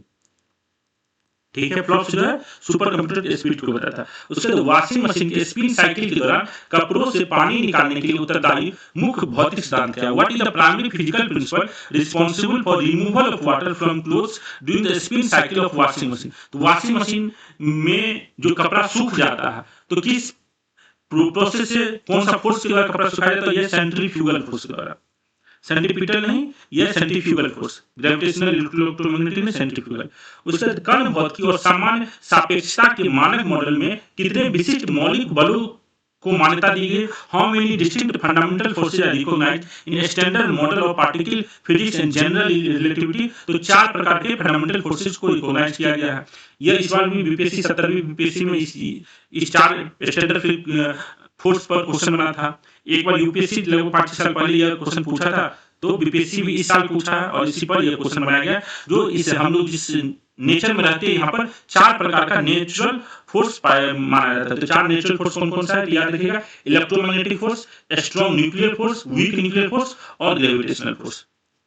तो combining the standard model general relativity there are 4 distinct fundamental force recognised, electromagnetic force, strong nuclear force, weak nuclear force और ग्रेविटेशनल फोर्स। तो क्वेश्चन नंबर 41 क्या कह रहा है, हाल ही में आर्क इंस्टीट्यूट के शोधकर्ताओं ने एक मशीन लर्निंग मॉडल विकसित किया है, उसका नाम क्या है। Recently researchers at the Arc Institute developed A machine learning model named, तो यह है EVO2। तो याद रखिएगा, जो आर्क इंस्टीट्यूट ने एक मशीन लर्निंग टूल डेवलप किया उसका नाम क्या है, EVO2। आंसर क्या हो जाएगा, ऑप्शन ए हो जाएगा। तो ये देखिए EVO2 का न्यूज आपको 20 फरवरी 2025 का है। EVO2 one bio AI model to rule them all. तो यह डीएनए से रिलेटेड ये आपको AI मॉडल है। इसको किसने बनाया है, तो आर्क इंस्टीट्यूट और एनवीडिया जो चिप मेकिंग कंपनी है उसने यह बनाया है। Reading and writing the language of DNA, तो डीएनए बेस्ड यह आपको AI मॉडल है। इसको बनाया किसने, आर्क इंस्टीट्यूट और एनवीडिया मिलके बनाया है। तो यह याद रखिएगा, recently researchers at the Arc Institute developed machine learning model named EVO2। उसके बाद who recently developed the Ocelot chip, Ocelot है, ओसिलॉट यहाँ लाट लिखा, ओसिलॉट चिप। तो यह जो ओसिलॉट चिप आपकी किसके द्वारा बनाया गया, तो अमेजॉन के द्वारा बनाया गया। तो ओसिलॉट चिप किसके द्वारा बनाया गया, तो अमेजॉन। देखिए तो यह जो अमेजन अनाउंसेज ओसिलॉट क्वांटम चिप। तो यह ओसिलॉट चिप किसके द्वारा बनाया गया, तो यह Amazon. The prototype the first realisation of scalable hardware efficient quantum computing architecture based on bosonic quantum error correction. तो यह जो है क्वांटम कंप्यूटर आर्किटेक्चर बेस्ड जो चिप है, ये कौन, ओसिलॉट क्वांटम चिप किसके द्वारा बनाया गया, तो अमेजन के द्वारा बनाया गया। तो यह भी याद रखिएगा। तो ये इसका आंसर क्या हो जाएगा, Amazon. Who recently developed Ocelot quantum based chip, तो अमेजन ने बनाया है। उसके बाद है, एक कंप्यूटिंग की विशेषताओं के संबंध में निम्नलिखित कथनों में से कौन सा सही है। Edge computing which of the following statement is or are correct regarding the features of edge computing, low latency application, faster delivery of content, quick insight for business and customer, कम विलंबता वाला एप्लीकेशन। तो कोई भी आजकल जितना भी technology आ रहा है उसमें लेटेंसी जो होता है लो रहता है। फास्टर डिलीवरी ऑफ कंटेंट, यह सही बात है। कंटेंट की तीव्र गति से उपलब्ध करना, व्यवसायों और ग्राहकों के लिए त्वरित जानकारी। तो जो भी टेक्नोलॉजी आजकल AI बेस्ड टेक्नोलॉजी आ रहा है उससे क्या हो रहा है, व्यवसायिक और ग्राहकों के बीच में तुरंत इंफॉर्मेशन प्राप्त होता है। तो quick interest for business and customer, तो एज टेक्नोलॉजी का यूज करने से क्या क्या फायदा है, लो लेटेंसी। हम जैसे अभी यहाँ पर आपको बोल रहे हैं तुरंत आप लोग सुन पा रहे हैं, यह जो है लो लेटेंसी एप्लीकेशन के कारण हो रहा है। हाई लेटेंसी में क्या होता है, अभी हम बोलते हैं 10 सेकंड 20 सेकंड या 1 मिनट के बाद आपको सुना देता, तो ये डिले जो है अब कम हो रहा है न्यू टेक्नोलॉजी में। तो लो लेटेंसी का समझ लिया। Faster delivery of content, quick insight for business and customer, तो ये तीनों जो है इसका एज टेक्नोलॉजी का बेनिफिट है। इसका आंसर क्या होगा, ऑप्शन डी। उसके बाद निम्नलिखित में से कौन सी कंप्यूटर की भाषाएं हैं? Which of the following are computer language? तो कंप्यूटर लैंग्वेज कौन कौन सा है? तो इसमें गो जो है कंप्यूटर लैंग्वेज है, आपको मैटलेब जो है कंप्यूटर लैंग्वेज है, रस्ट जो है कंप्यूटर लैंग्वेज है, कोबॉल जो है कंप्यूटर लैंग्वेज है, एचटीएमएल जो है ये आपको कंप्यूटर लैंग्वेज नहीं है। इसका आंसर क्या आ जाएगा? आपको बी हो जाएगा। एज कंप्यूटिंग आजकल हर जो टेक्नोलॉजी आ रहा है उस समय लो लेटेंसी फास्ट होता है और उसका बेनिफिट जो है बहुत ज्यादा होता ही है। तो ये देखिए, network reduce network latency, boost scalability and enhance security and privacy, तो ये कॉमन फीचर्स है न्यू टेक्नोलॉजी का। तो गो जो है आपको एक प्रोग्रामिंग लैंग्वेज है। गो का पूरा फुल नाम क्या है? गो लैंग प्रोग्रामिंग लैंग्वेज है। मैटलेब जो भी इंजीनियरिंग के स्टूडेंट होते हैं वो मैटलेब का जरूर यूज करते हैं। MATLAB is high level programming language and environment used mainly for numerical computing. तो बेसिकली इंजीनियर्स मैटलेब का यूज करता है। रस्ट जो है rust is a system programming language focused on safety and performance. HTML जो है हाइपरटेक्स्ट मार्कअप लैंग्वेज, इसको जो है प्रोग्रामिंग लैंग्वेज नहीं माना जाता है। कोबॉल जो है इसका नाम क्या है? Common business oriented language, is one of the oldest programming language. तो याद रखिएगा, गो, मैटलेब, रस्ट, कोबॉल जो है ये आपको क्या है? प्रोग्रामिंग लैंग्वेज है। गो, मैटलेब, तो यहाँ पे आंसर ऑप्शन बी दिया गया है। ठीक है, ठीक है, नेक्स्ट। उसका what is the minimum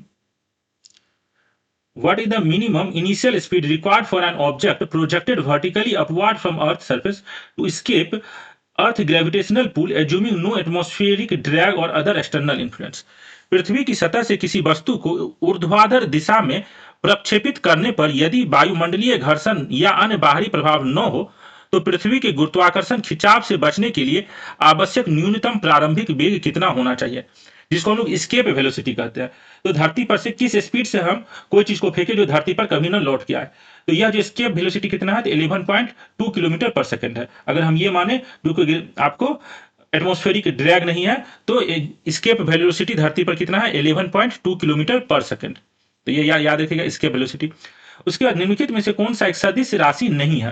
which one of the following is not a vector quantity? तो वेक्टर क्वांटिटी और स्केलर क्वांटिटी पर भी बीपीएससी आपको कई बार क्वेश्चन पूछा है। तो वेक्टर क्वांटिटी क्या होता है? जिसके पास डायरेक्शन और मैग्नीट्यूड दोनों हो। स्केलर के पास केवल मैग्नीट्यूड होता है। तो मोमेंटम जो है ये आपकी वेक्टर क्वांटिटी है। प्रेशर, एनर्जी और वर्क, यह तीनों जो है स्केलर क्वांटिटी है। यहाँ पूछा है which one is not a vector quantity? Not a vector quantity तो मतलब स्केलर कौन सा है? 2, 3, 4 जो है आपको स्केलर क्वांटिटी है। तो इसका आंसर क्या रहेगा? डी। दाब, ऊर्जा, कार्य, ये आपको एक स्केलर क्वांटिटी है क्योंकि इसमें डायरेक्शन नहीं होता है। संवेग जिसको मोमेंटम कहते हैं ये आपको वेक्टर क्वांटिटी है। तो यह भी याद रखिएगा, मोमेंटम जो है वेक्टर क्वांटिटी है। प्रेशर, एनर्जी, वर्क जो है स्केलर क्वांटिटी है। प्रेशर, ठीक है, प्रेशर का ऐसा यूनिट पास्कल है। एनर्जी का जूल, वर्क का जूल, ये सभी डायमेंशन वाला भी 2-3 साल तक पहले तक तो हर साल आता था डायमेंशन। आपको एक फिजिकल क्वांटिटी दे देता, उसका आपको डायमेंशन निकालने के लिए देता था। इस बार भी शायद दिया था एक 70वीं बीपीएससी में। तो यह भी एक आता है, बार बार रिपीट होता है एग्जाम में डायमेंशन निकालने के लिए।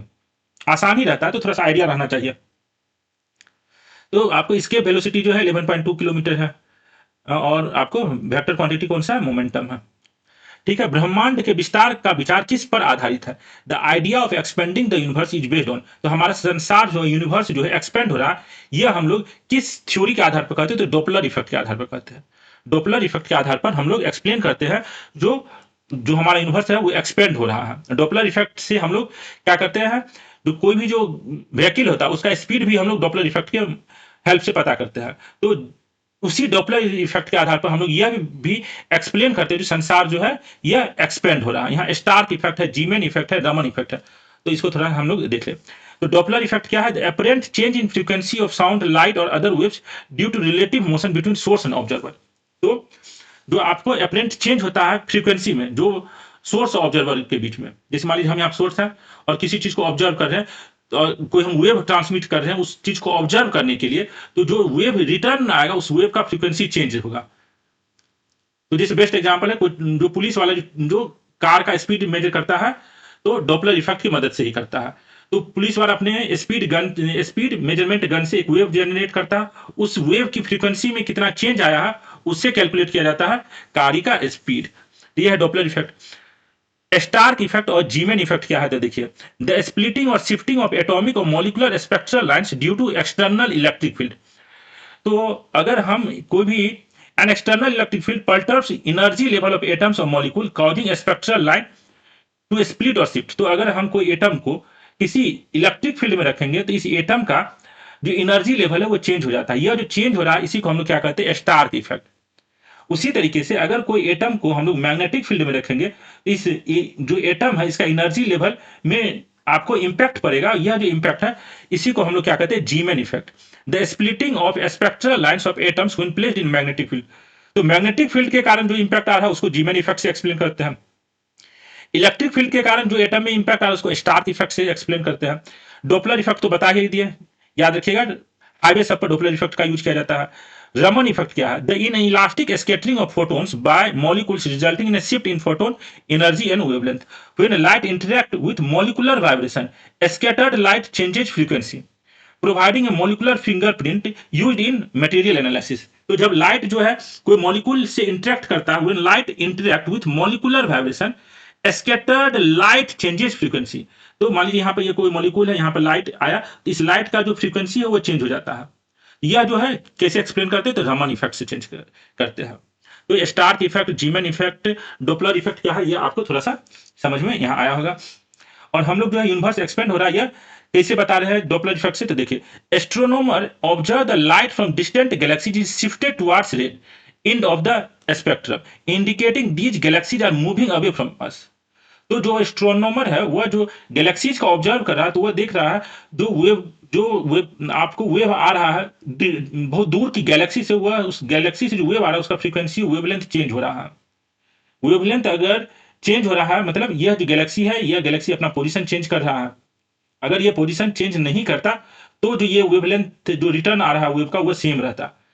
और यह जो है वेवलेंथ के अनुसार वेवलेंथ में वेवलेंथ या किसी वेव की वेवलेंथ या फ्रीक्वेंसी में चेंज के आधार पर हम लोग जो है किसी भी ऑब्जेक्ट का जो है पोजीशन और स्पीड कैलकुलेट करते हैं। यह जो है पोजीशन और स्पीड वेवलेंथ की वेव के फ्रीक्वेंसी के आधार पर जो चेंज कैलकुलेट करते हैं, यही तो डॉपलर इफेक्ट है। तो astronomer observe that light from distant galaxies is shifted towards the red end of the spectrum indicating these galaxies are moving away from us. This red shift is analogous to Doppler effect, where the wavelength of wave changes due to relative motion of source and observer. तो यहाँ पर थोड़ा सा अब जो अगला question देखते हैं उसके बाद consider the following statement regarding the Probo 3 mission. PROBA 3 mission के संबंध में निम्नलिखित कथनों पर विचार करें। It is A joint collaboration between ISRO and European Space agency. तो यह जो है आपको Probo 3 it aims to map the gravitational anomalies on the moon to help future lunar mission। तो प्रोबा 3 मिशन जो है इसरो और यूरोपीय अंतरिक्ष एजेंसी के बीच एक संयुक्त सहयोग है। तो यह पॉइंट आपको सही है। इसका उद्देश्य भविष्य के चंद्र मिशनों में सहायता के लिए चंद्रमा पर गुरुत्वाकर्षण संबंधी विसंगतियों को मैप करना है। तो गलत है। तो इसमें पूछा कौन सा करेक्ट है, तो केवल ऑप्शन ए जो है यह आपको करेक्ट है। ठीक है, यहां देखिए यह है आपको प्रोबा 3 के बारे में इसरो के द्वारा लिखा गया है। तो PROBA 3 is an in orbit demonstration mission of European Space agency. यह प्रोबा 3 किसका है मिशन, तो इसरो और उनका यूरोपियन स्पेस एजेंसी के साथ है। The mission goal is to demonstrate precise formation flying, एक साथ फ्लाइंग करने का इसमें मिशन किया गया।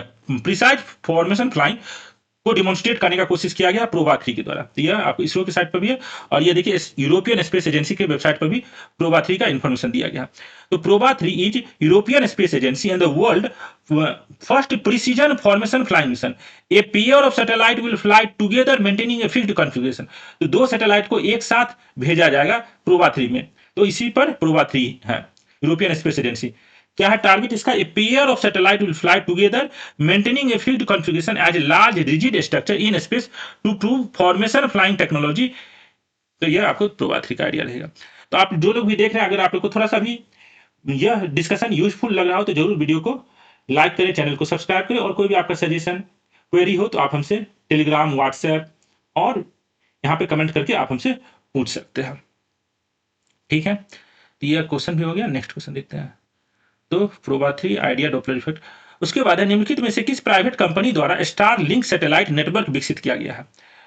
Which of the following private company developed A star link satellite network. तो यह तो सबको मालूम ही होता है, स्टार लिंक बहुत न्यूज में रहता है। यह स्पेस एक्स इलॉन मस्क की जो कंपनियां हैं उसके द्वारा यह विकसित किया गया है।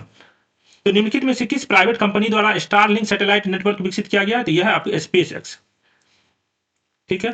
उसके बाद निम्नलिखित में से किसे वर्ष 2024 में कृत्रिम तंत्रिका नेटवर्क में उसके मौलिक कार्यों के लिए भौतिकी का नोबेल पुरस्कार दिया गया? Who were awarded the 2024 Nobel prize in physics for their foundational work in artificial neural network? तो नोबेल प्राइज हर साल किसको किसको मिला है, यह तो एकदम रट के जाना ही एग्जाम से पहले। तो यह जो है आपको फिजिक्स का नोबेल प्राइज 2024 में किसको मिला है? तो जॉन जे हॉपफील्ड और जियोफ्री ई हिंटन को मिला है। यह आपको मिला है जॉन जी हॉपफील्ड और जेफरी ई हिंटन।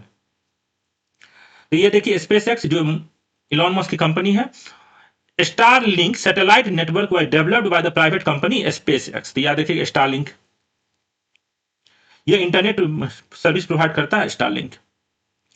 और नोबेल प्राइज जो 2024 का मिला है किसको मिला है? तो ये किए हैं जॉन जे हॉपफील्ड और जियोफ्री और हिंटन को मिला है artificial network development for foundational discoveries and invention that enable machine learning with artificial neural network.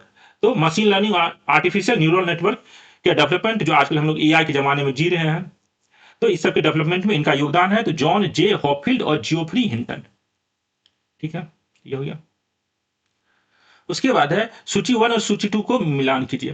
तो पैरामैग्नेटिक पदार्थ, फेरोमैग्नेटिक पदार्थ, डायमैग्नेटिक पदार्थ, एंटी फेरोमैग्नेटिक पदार्थ। तो यहाँ पे देखिए पैरामैग्नेटिक मटेरियल कौन है? तो अल्युमिनियम जो है यह आपको पैरामैग्नेटिक है।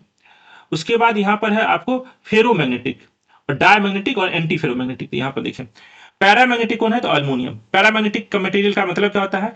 Paramagnetic material have some unpaired electron are weakly attracted by magnetic field. तो अनपेयर्ड इलेक्ट्रॉन होता है आपको इसमें पैरामैग्नेटिक में। फेरोमैग्नेटिक का कौन सा एग्जांपल है? तो फेरोमैग्नेटिक का है नियोडीमियम। तो ferromagnetic have strong magnetic properties. Ferromagnetic में स्ट्रॉन्ग मैग्नेटिक होता है एंड रिटेन मैग्नेटिज्म। तो यह जो है आपको फेरोमैग्नेटिक जो है यह स्ट्रॉन्ग मैग्नेटिक प्रॉपर्टीज शो करता है और मैग्नेटिज्म यह रिटेन करता है। तो neodymium is a well known ferromagnetic element. तो यह भी याद रखना। Diamagnetic material have all the electron paired and are weakly repelled by magnetic field। तो जैसे पैरामैग्नेटिक में इलेक्ट्रॉन जो है अनपेयर्ड होता है और डायमैग्नेटिक में क्या है? आपको all electrons are paired and weakly repelled by magnetic field. Copper is the classic diamagnetic material. तो कॉपर जो है आपको। उसके बाद एंटी फेरोमैग्नेटिक मटेरियल का एग्जांपल कौन सा है? तो क्रोमियम है। एंटी फेरोमैग्नेटिक मटेरियल क्या होता है? तो anti ferromagnetic material have magnetic component of atoms और ion aligned in opposite direction cancelling out overall magnetism. तो chromium is a typical anti ferromagnetic material. तो क्रोमियम क्या करता है? अगर उसको मैग्नेटिक फील्ड में रखिएगा तो एक ऐसा मैग्नेटिक फील्ड वो जनरेट करता है जिससे जिस मैग्नेटिक फील्ड में उसको रखे हो उस मैग्नेटिक फील्ड को वो कैंसिल करने की कोशिश करता है। तो एंटी फेरोमैग्नेटिक मटेरियल क्या है? Have magnetic moment of atoms और ion aligned in opposite direction cancelling out overall magnetism. तो chromium is a typical antiferromagnetism. तो यहाँ पर क्या हुआ? एंटी फेरोमैग्नेटिज्म में आपको क्रोमियम है। फेरोमैग्नेटिक में कौन सा है? तो न्यूबीडियम है। डायमैग्नेटिक कौन है? तो कॉपर है। डायमैग्नेटिक आपको कॉपर है। तो यहाँ पर कौन सा आंसर हो जाएगा? 1 का 3, 1 का 3, बी का 4। तो ऑप्शन बी हो जाएगा इसका। ठीक है। उसके बाद है डायनमो। डायनमो क्या करता है? डायनमो साइकिल में रहता है। यह आपको मैकेनिकल एनर्जी को इलेक्ट्रिकल एनर्जी में कन्वर्ट करता है डायनमो। ठीक है। इलेक्ट्रिक मोटर क्या करता है? यह जो है आपको मोटर यह इलेक्ट्रिकल एनर्जी को मैकेनिकल एनर्जी में कन्वर्ट करता है। तो मोटर क्या करता है? इलेक्ट्रिकल एनर्जी को मैकेनिकल एनर्जी में कन्वर्ट करता है। सोलर सेल क्या करता है? तो सोलर सेल आपको सोलर एनर्जी को इलेक्ट्रिकल एनर्जी में कन्वर्ट करता है। और इलेक्ट्रिक सेल क्या करता है? आपको केमिकल एनर्जी को इलेक्ट्रिक एनर्जी में कन्वर्ट करता है। तो डी का क्या हो जाएगा? 2। तो डी का 2 तो ऑप्शन बी में है। ठीक है। तो 52 का आंसर क्या हो जाएगा? आपको बी। डायनमो जो है आपको डायनमो जो है यांत्रिक ऊर्जा को विद्युत ऊर्जा में कन्वर्ट करता है। विद्युत मोटर क्या करता है? विद्युत ऊर्जा को यांत्रिक ऊर्जा में कन्वर्ट करता है। सौर सेल क्या करता है? सौर ऊर्जा को विद्युत ऊर्जा में, और विद्युत सेल रासायनिक ऊर्जा को विद्युत ऊर्जा में कन्वर्ट करता है। तो इसका आंसर 52 का 52 का बी। ठीक है। नेक्स्ट देखते हैं। उसके बाद है यहाँ पर फिर फिजिकल क्वांटिटीज और उसका यूनिट के बारे में पूछा। सॉरी, देखो एक है जो एक्सीलरेशन का यूनिट क्या है? तो एक्सीलरेशन का यूनिट क्या होता है? आपको मीटर पर सेकंड स्क्वायर। पावर का यूनिट क्या है? तो वाट। वर्क का क्या है? जूल। इंपल्स का क्या होता है? Newton second. तो यहाँ पर इसका क्या हो जाएगा? सिंपल ही एक्सीलरेशन का मीटर पर सेकंड स्क्वायर ये एक्सीलरेशन क्या होता है? Change in velocity. इम्पल्स जो है फोर्स मल्टीप्लाई बाय टाइम, तो फोर्स का न्यूटन, टाइम का सेकंड, वर्क का जूल होता है, पावर का वाट होता है।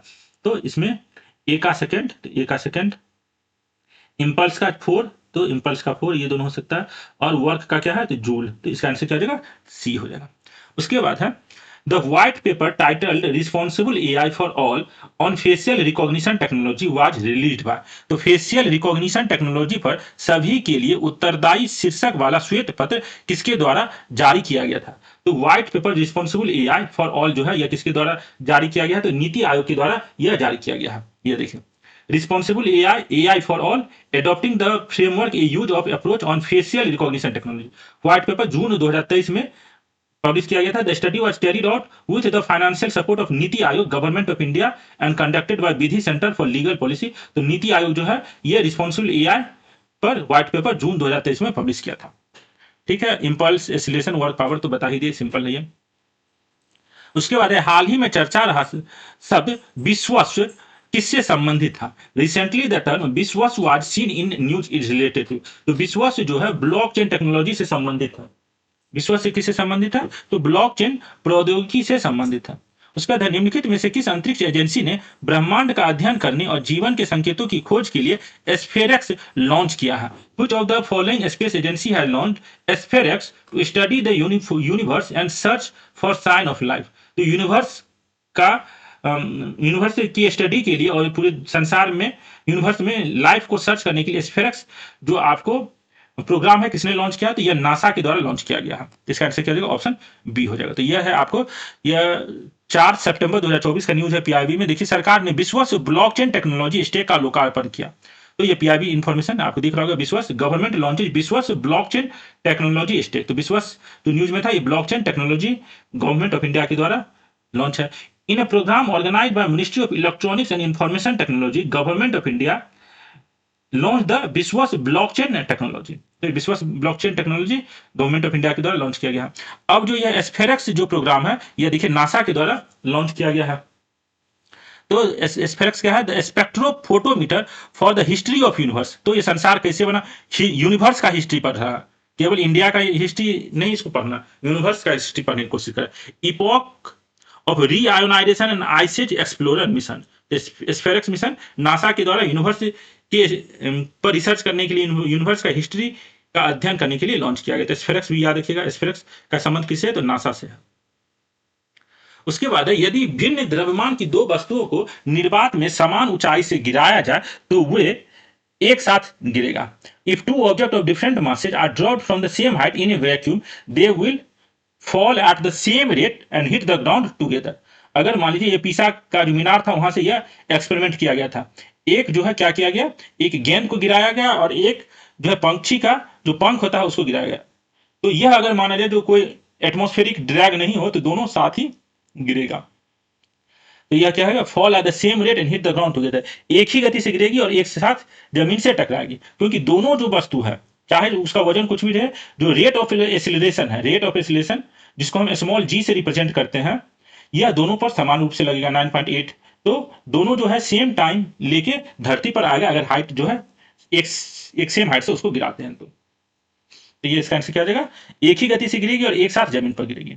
बांधों में संग्रहित पानी में होता है water stored in a dam possesses. तो जो डैम में, बांध में अगर पानी रहता है तो उसके पास कौन सा एनर्जी रहता है? अगर स्टोर किया हुआ है, जैसे स्टोर किया हुआ है तो उसके पास केवल पोटेंशियल एनर्जी है, काइनेटिक एनर्जी। तो अगर वाटर मूव करेगा तब उसमें काइनेटिक एनर्जी आएगा। इलेक्ट्रिकल एनर्जी नहीं होता पानी में, थर्मल एनर्जी भी नहीं है उसके पास। कौन सा एनर्जी है यहाँ पर? पोटेंशियल एनर्जी, जिसको स्थितिज ऊर्जा कहते हैं। इसका आंसर क्या होगा? ऑप्शन डी हो जाएगा। ठीक है, उसके बाद है निम्नलिखित कथनों पर विचार करें। प्रतिबल को उस आंतरिक प्रतिरोध के रूप में परिभाषित किया जाता है जो किसी पिंड पर बाहरी बल लगाए जाने पर उसके भीतर प्रति इकाई क्षेत्रफल में उत्पन्न होता है। Stress is defined as the internal resistance per unit area developed within a body due to an externally applied force.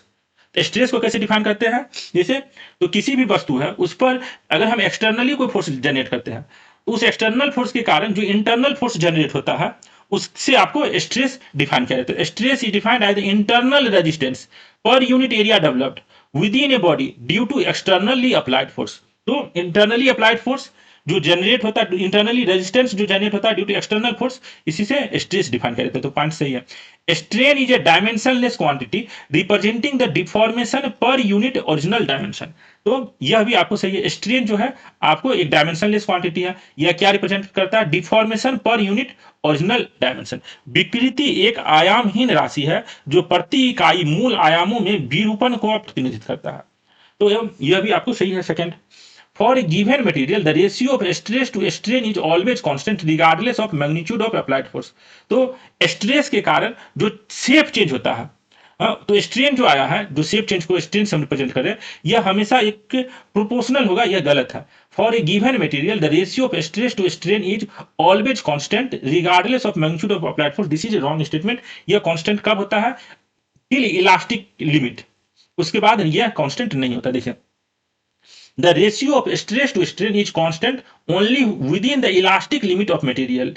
Elastic limit of material तक ये रेशियो कांस्टेंट है। Beyond this limit the relationship is not linear and the ratio changes.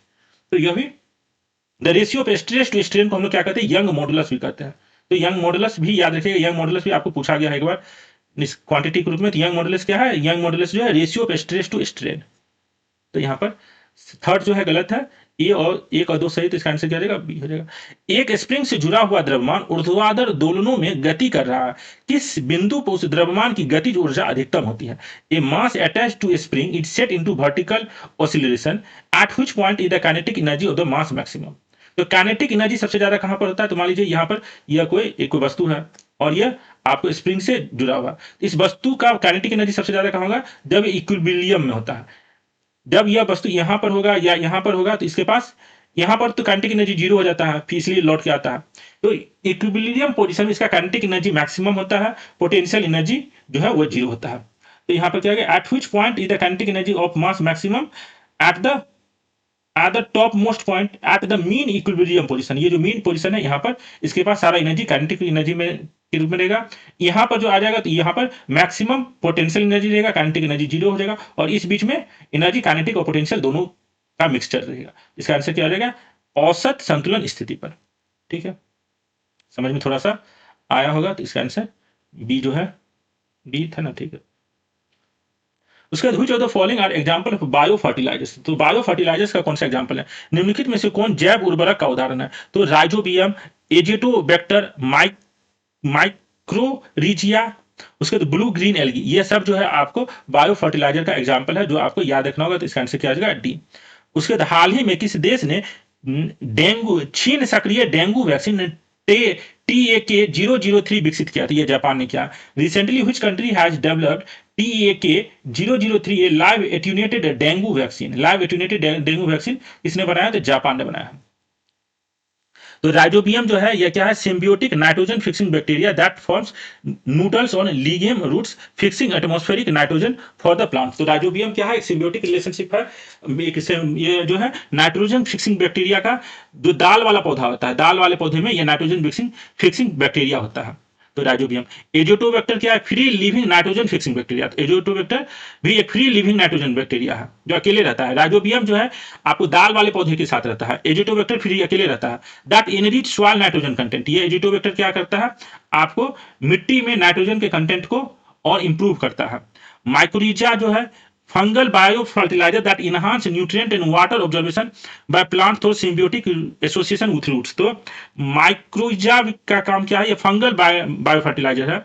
यह plant के root में रहकर plant कितना ज्यादा पानी और न्यूट्रिएंट ऑब्जर्व कर सकता है उसकी कैपेसिटी को बढ़ाता है। तो माइक्रोरिजा एक फंगल बायो फर्टिलाइजर है जो प्लांट को हेल्प करता है पानी और न्यूट्रिएंट ऑब्जर्व करने में। ठीक है।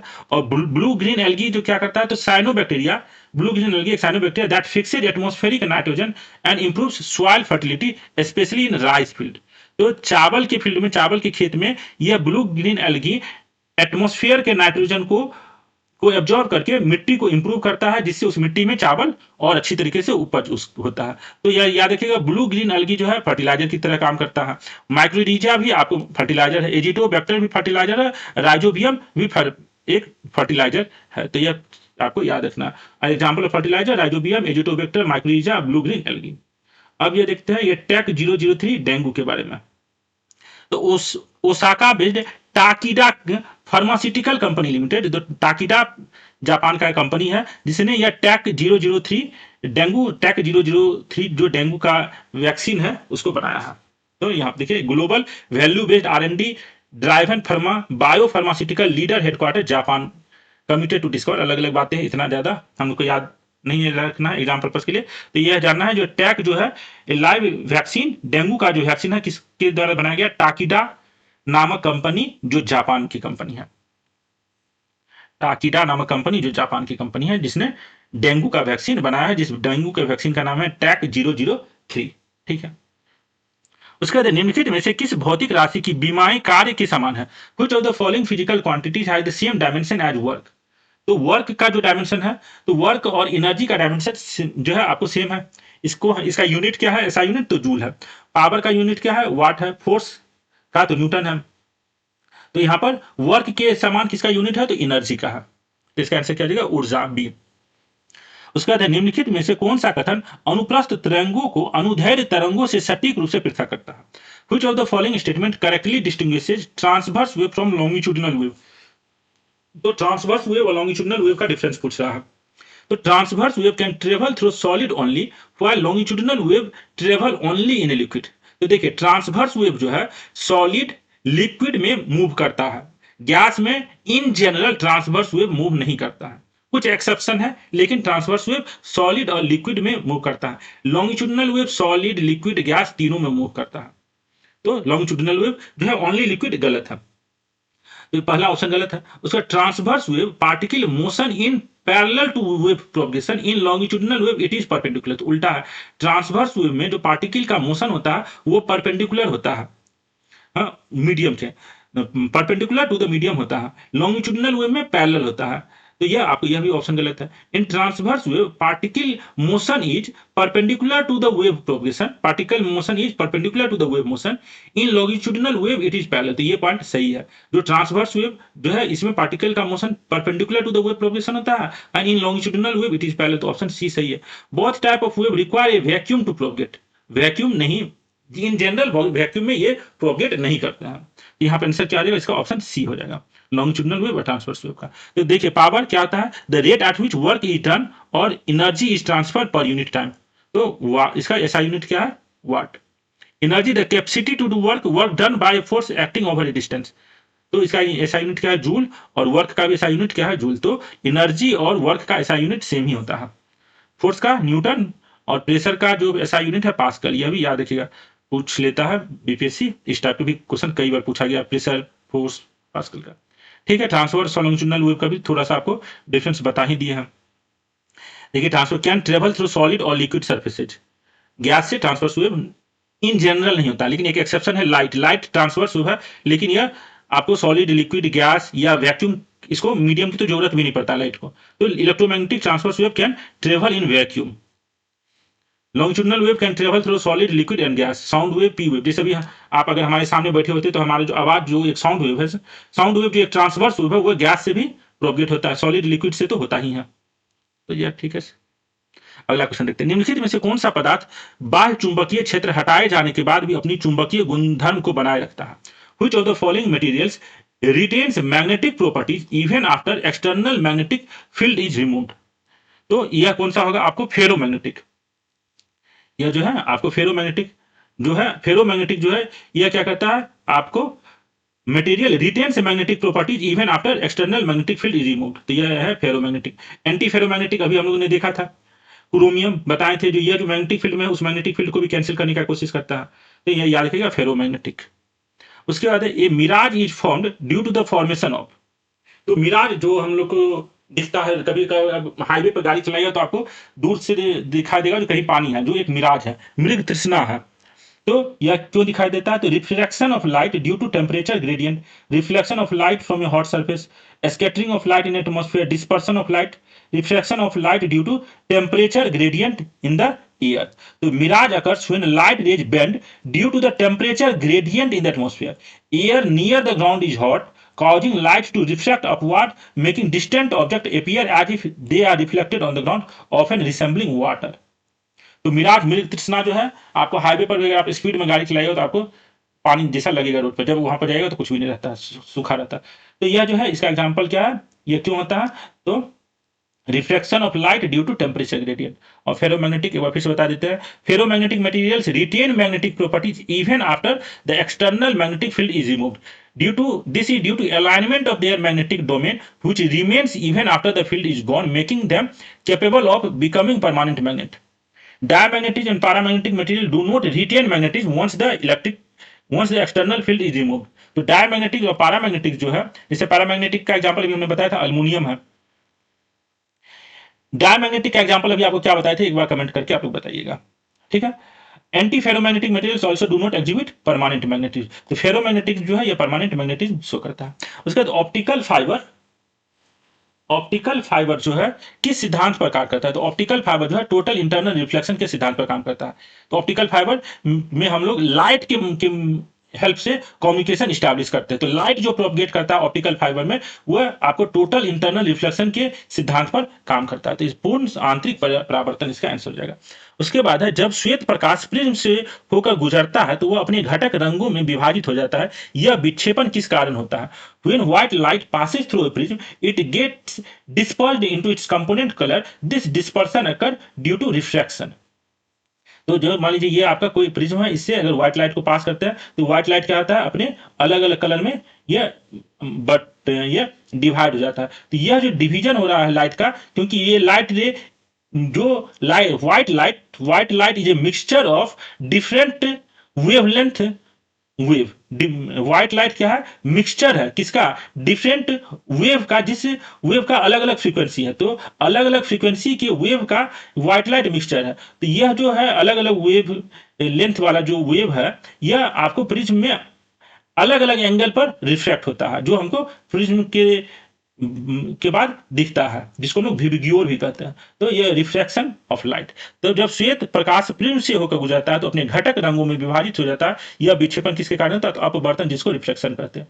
इसका आंसर क्या आ जाएगा आपको, reflection। When white light passes through prism, it reflects at a different angle due to varying wavelength of light, resulting in the separation of colors। The shorter wavelength reflect more, blue और violet जो है reflect more होता है, and longer wavelength thus creating the visible spectrum। तो यह भी याद रखिएगा।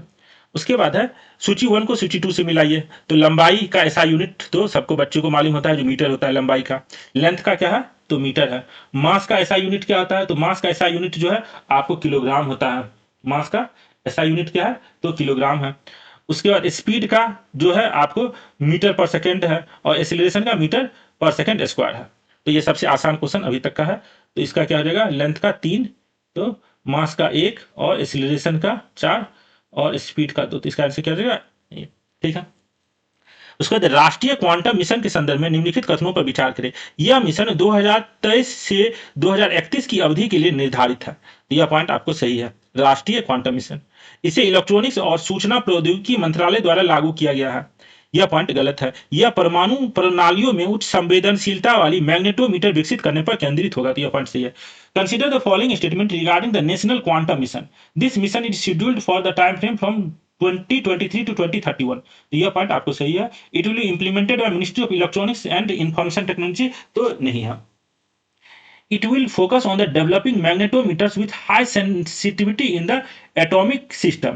तो developing magnetometers with high sensitivity in atomic system, यह पॉइंट सही। तो इसका 1 और 3 सही है नेशनल क्वांटम मिशन के बारे में। दूसरा पॉइंट गलत है।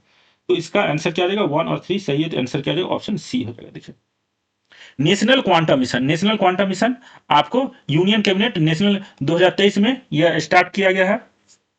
और इसको किसने किया, तो department of science of technology. ये जो 8 साल के लिए कहाँ लिखा गया, इसी में था chairmanship.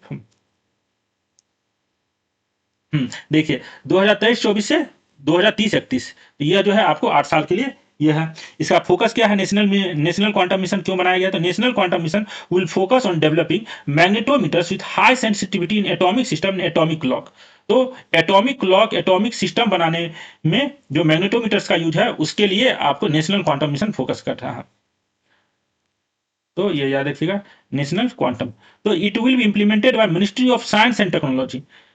The aim of this mission is to harness the power of quantum technology to drive innovation, strengthen security, and boost various industries, positioning itself as the global leader in this cutting-edge field।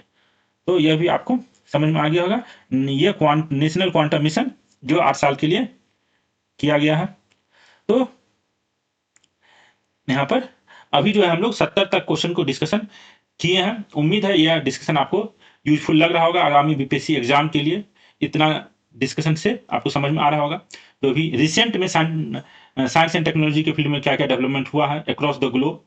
तो अगर आप लोग को थोड़ा सा भी सही लग रहा हो तो जरूर वीडियो को लाइक करें, चैनल को सब्सक्राइब करें और अपना लाइक कमेंट करके बताएं, क्योंकि आपका यही जो सोर्स है इसी से पता चलता है जो आप लोग कितना देख रहे हैं, आप लोग का क्या जरूरत है आज के डेट में। और तो कोई दूसरा हम लोग के बीच में कोई कम्युनिकेशन है नहीं। तो आप लोग का ये आप लोग के लिए तो आसान है, लाइक और करके और सब्सक्राइब करके आप बता पाए जो आप लोग के लिए यह जो डिस्कशन है या जो हम लोग यूट्यूब पे डेली कर रहे हैं ये आप लोग के लिए कितना बेनिफिशियल है।